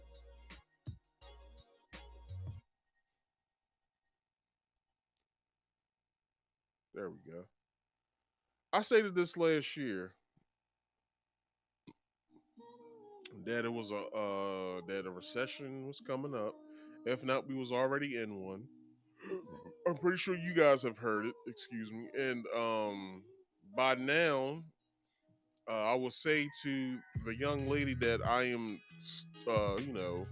having a friendly conversation with at this point, because she said that she was looking for a house, and I will tell you now, if you are watching, just save the money. Don't even think about trying to buy a house right now, because this market is so volatile right now, or volatile as I should say. It's so volatile to the point that your interest rate could be through the roof. Like, let me check and see. I can get rid of this one, though. Let me get rid of these videos real fast.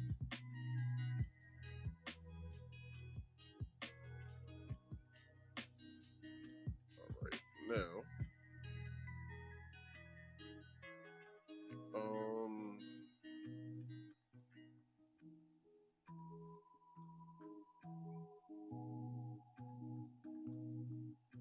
let me see the average interest rate of home lending.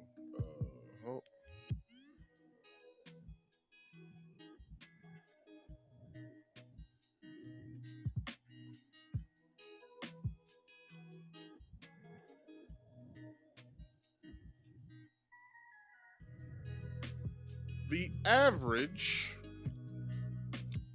interest rate is with a 30-year fixed mortgage is 7.301%. With a 15-year fix, which a 30-year would be if you have like an actual like house. 15 years more so for people who like go in to own like townhouses or brownstones or whatever. So their average rate for the 15-year fixed mortgage is 6.24%.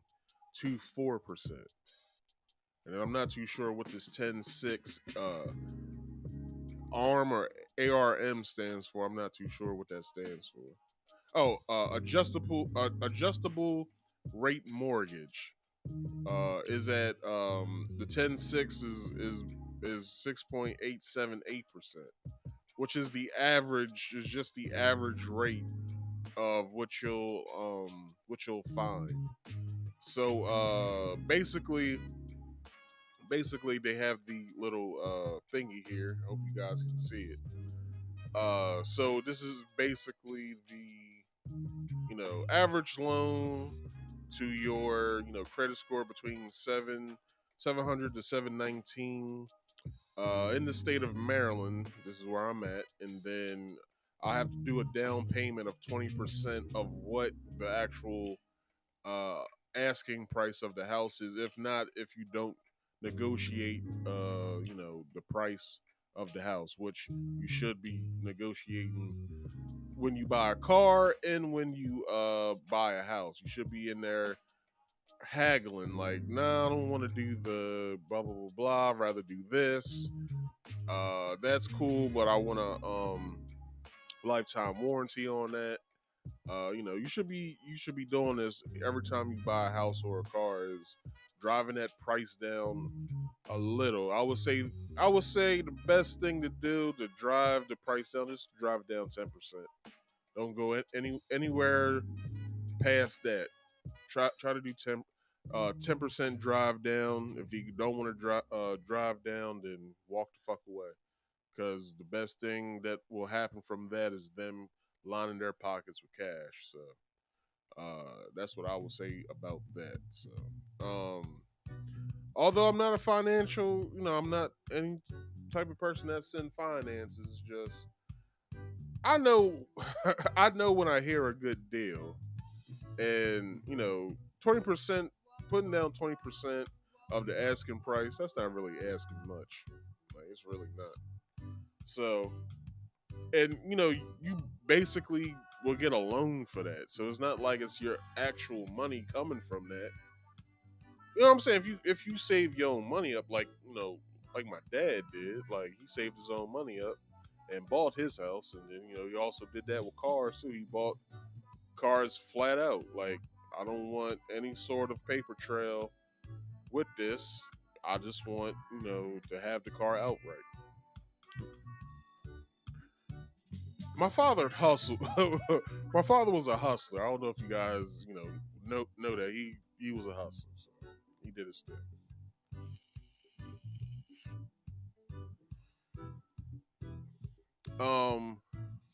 But to get back into the article, to finish it off, it basically says this: their portfolios are now worth far less than the value in their books.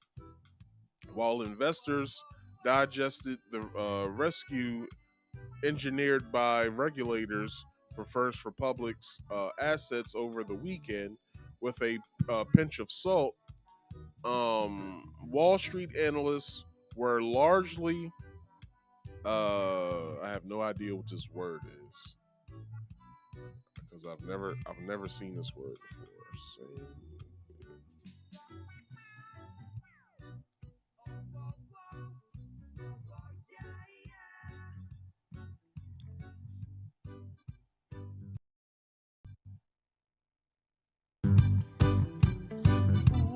Jesus Christ. Hold on, y'all.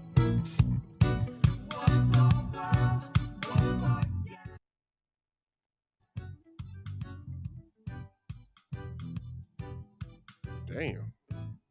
What was that? Oh, that's why. That's why. Okay, I get it.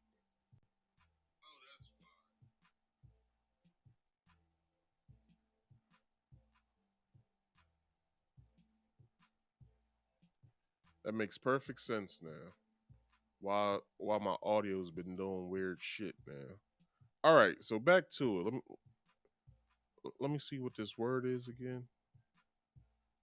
Uh Sanguine. That's okay. I've never seen or heard that word before. So let's start that sentence over just a little bit.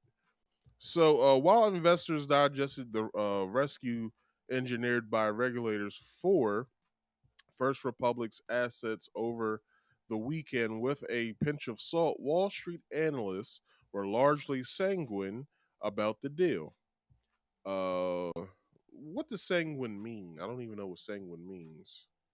Let's look up what sanguine means. So sanguine, chalk of reddish brown color. Sanguine or red chalk is chalk of a reddish brown color, so called because it resembles the color of dried blood.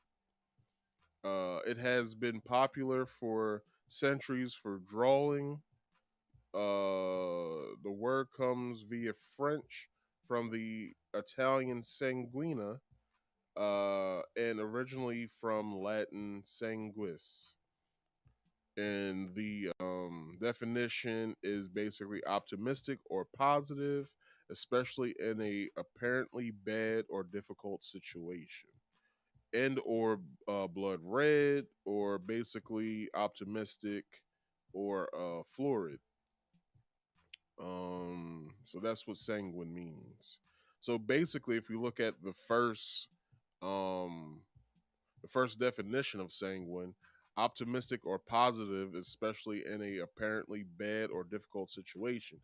Yeah, this is this is what's going on.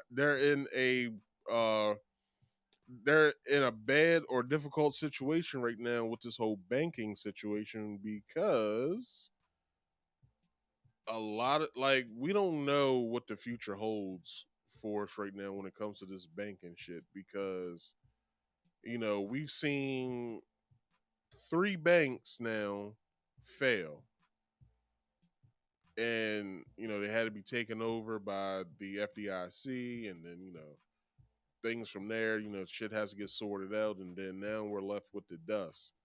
And JP Morgan swooped in 4 o'clock Monday morning at 4 a.m. and basically bought the bank, but really the assets, really not the bank itself, because it's just going to be turned into a JP Morgan now, wherever First Republic is at.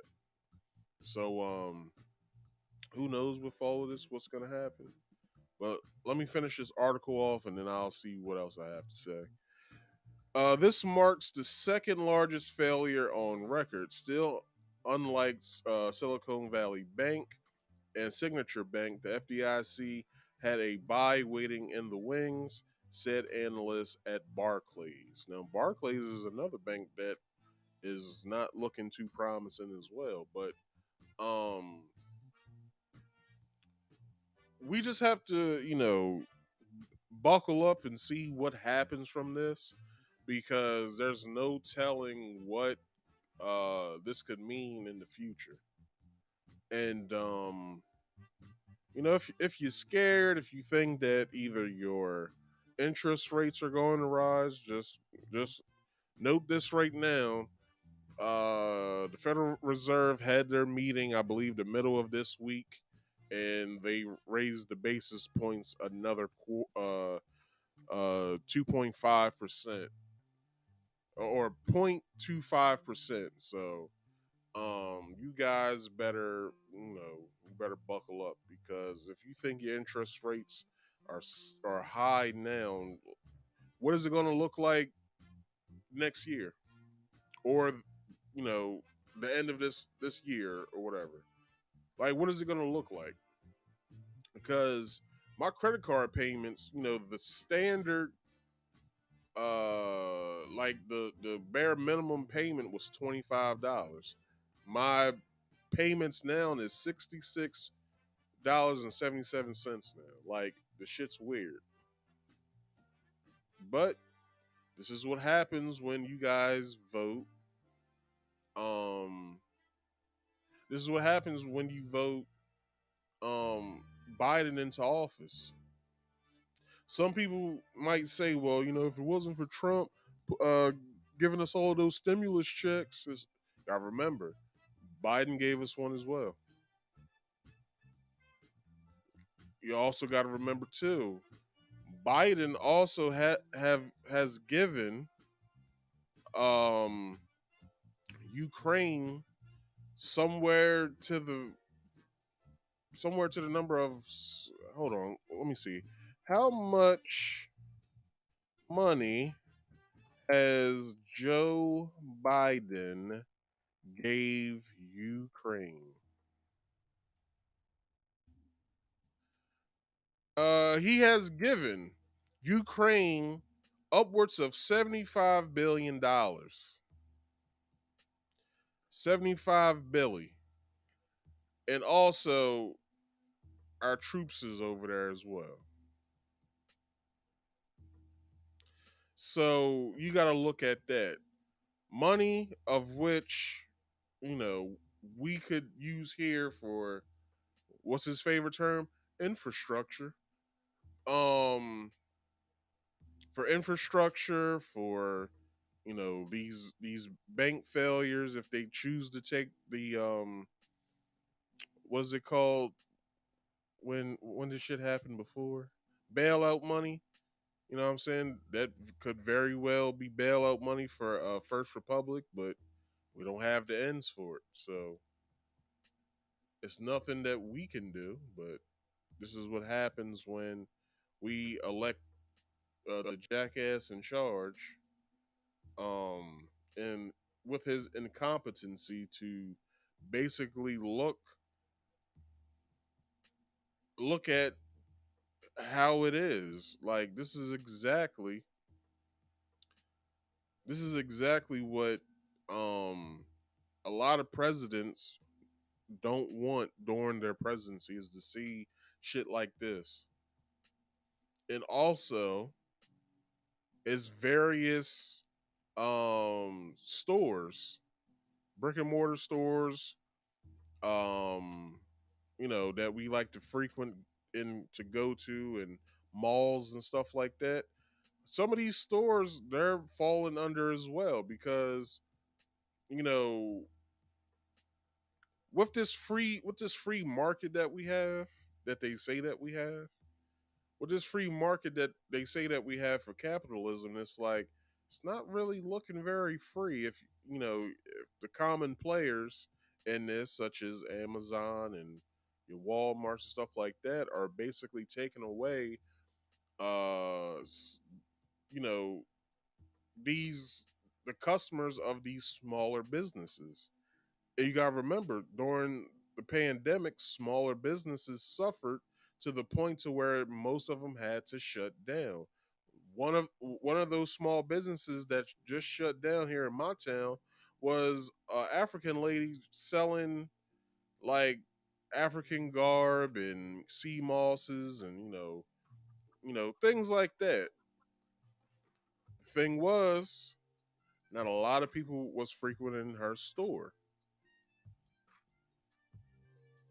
I would blame it on my town, because my town is like 75% white, and then the rest is black and Mexicans, some Puerto Ricans, might have a Dominican sprinkled in there somewhere, but it's not a lot of and the black people that are here. Most of them don't understand that that's the store that they should have been going to. You know what I'm saying? I went there when I could, when you know what I'm saying, when my budget could basically go in her store and I could patronize her store. But other than that, um, these smaller businesses are getting the bare minimum of help when it comes to these.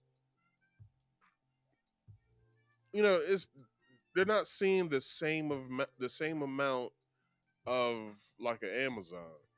You know what I'm saying? Amazon made upwards of like what, a few $1 billion. It's probably more than that. I don't even know the entire number, but let's just say Jeff Bezos that sits on the board of Amazon. He no longer runs it, but he sits on the board of Amazon.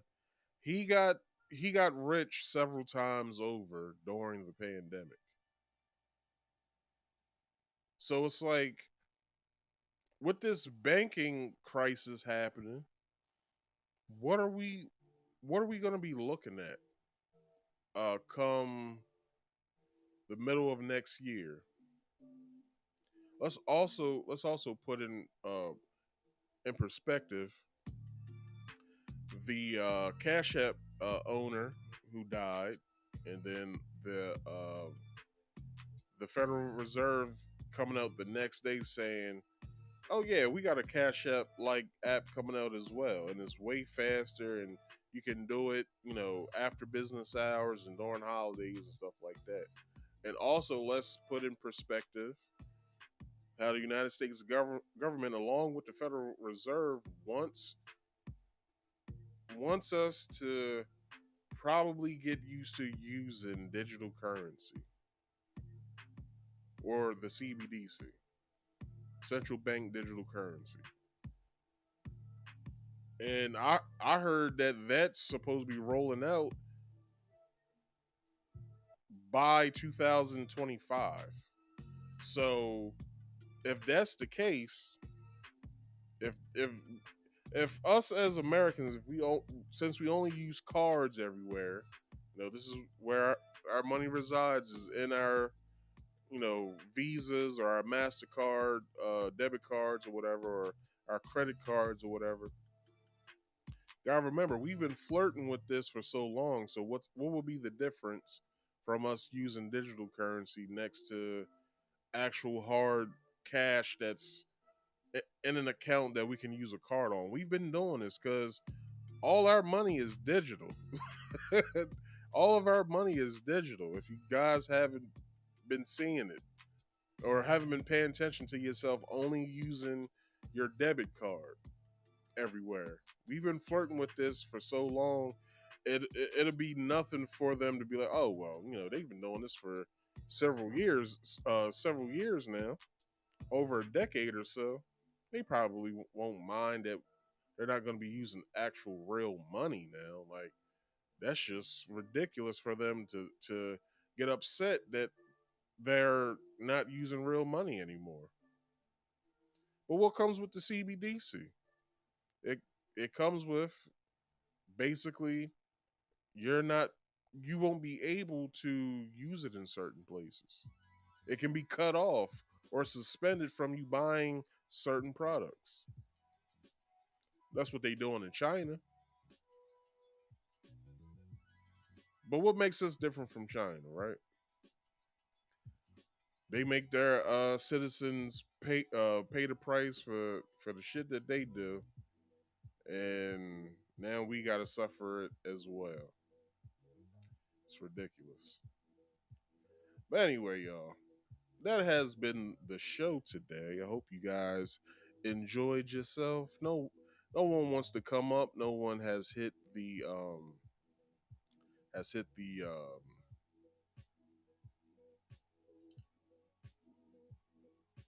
no one has hit the link, so I'm just gonna sit here and give y'all the summary of what happened in the show. So here's the summary. Talk to you guys about Jamie Foxx coming out of his stupor and basically thanking the fans to basically that he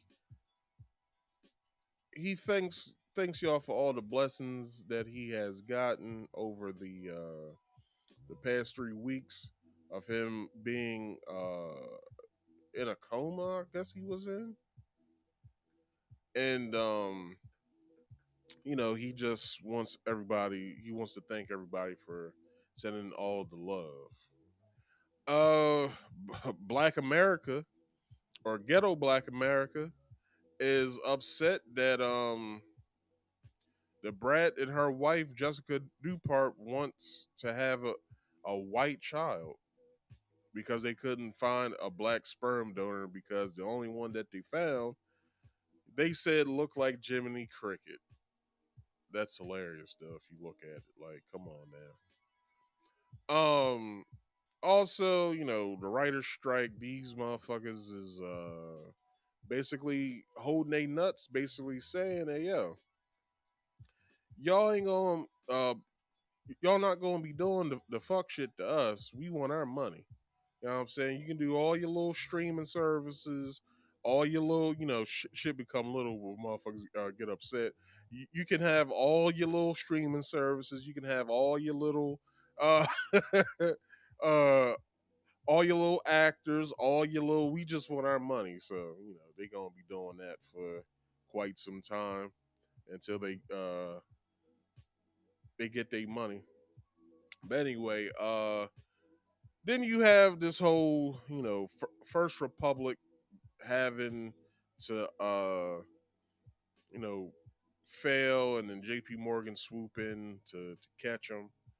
And, this whole thing where these banks are failing it's getting a little scary because then you don't know what's going to happen with your bank that you bank with.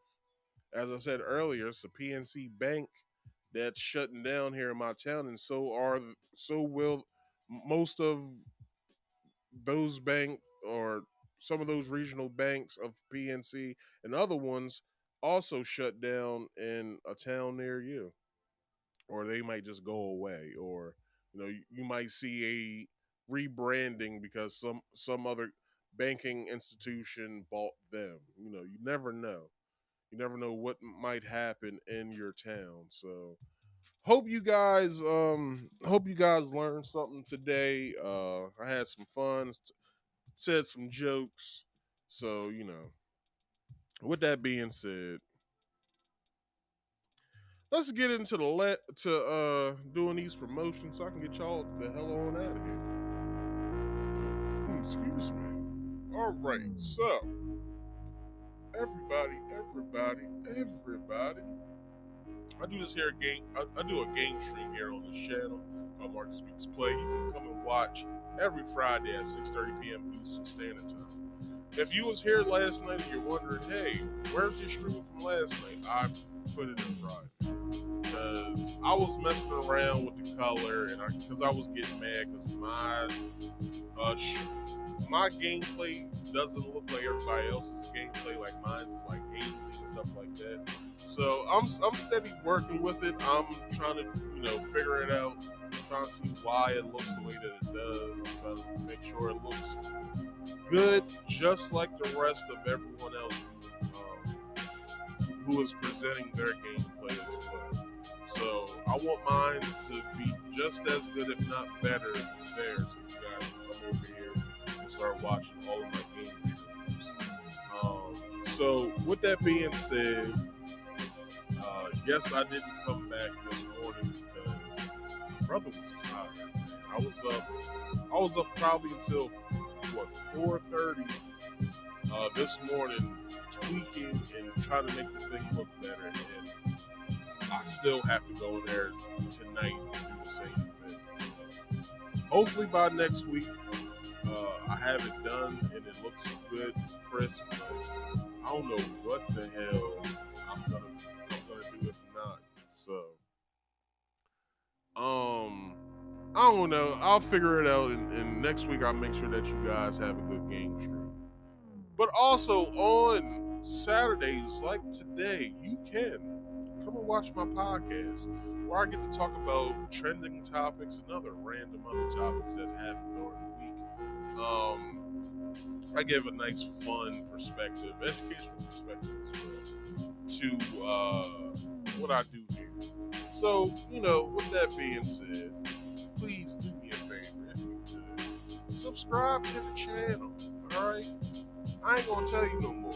Subscribe to this here channel. You need to if you want to get two of the biggest things going on the internet. That is game streams and podcasts. Is what I do here, alright? I do that. You can also look at my playlist and see some other things that I have done here on the channel, such as story time and stuff like that, where I tell you guys random stories of what happened to me either in my lifetime or back then. So, be a part of this. Marcus Speaks is here to live. Also, I want to start having more in-depth conversations here on this channel. So I hope you guys who are watching this come to the live show 6:30. If you're not getting any of my notifications, visit the channel and see if I'm on or if I'm not on. All right. And if I'm not on, look at the time, go into the video, look at the time that I'll be on. And if I'm not there at that time, just wait for me because I'm only a minute or so away of starting the stream. So also please go to that description box, hit that Rumble link, subscribe to me over there because I would like to do more in-depth conversations to where we can nip some stuff in the bud because certain conversations can happen here on YouTube, and I know that. So by me having my Rumble channel, you guys can come and we can start having those in-depth conversations. So come on to the channel, subscribe here, go to Rumble, do what you gotta do to make sure you do it right. If you ever want to come up here and speak to me, there's two ways you can do it now. Either if you hit the link or if you call the phone. When you hit the link, it brings you here to restream. Make sure you have your camera on and your mic on. Mute yourself when you come back in. Also, call in with the number. The number is always open when the show is going. Don't try to call me throughout the week because I'm not going to get it. So leave a voicemail. But with that being said,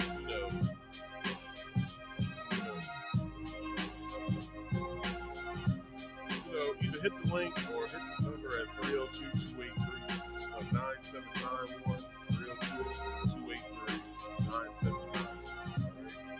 And when you come up here, there's 3 rules you have to follow. That is, you must be on camera at all times. That means you're on the backstage, and if you want to be on the show with your actual face, which you actually look like in real life. If not, that's rule number 2. If you don't be on camera in public, that is fine. Answer the question back here on the backstage, and I will further accommodate. And lastly, for both the number and the link, please silence all background noise. I don't need a whole symphony behind you as you speak. I already have it going on right now as you speak. Please silence all background noise. Try to run at least a semi-professional show. And if you could, like this video, share this video, and subscribe if you are new here. Hit that bell icon and all. I would gladly appreciate it. Alright, I am at 131 subscribers as we speak, and I want to grow more. I want more people to see this here show. I want you guys to, be a part of Marcus Speaks. Be a speakeasy, alright? Because I'm going to be lacing y'all with some game and, make y'all laugh as well. With that being said, I only have one last thing to say to you, and that's some words of wisdom. Focus on getting the money. Other than that, because money makes the world go round. Also, drink more water for health purposes. I had a smoothie today, but I will be drinking more water. Also, please mind your own damn business for your own mental health, because you don't need to be taking on everybody's problems. Alright? Also, if you don't believe a goddamn thing I said today, best thing you can do is do your own research. It helps you out in the long run. I have been Marcus. This has been Marcus Speaks Live. People, God bless y'all, and I thank y'all for watching. I'll check you guys out next Friday at 6:30 p.m. Eastern Standard Time. Peace out.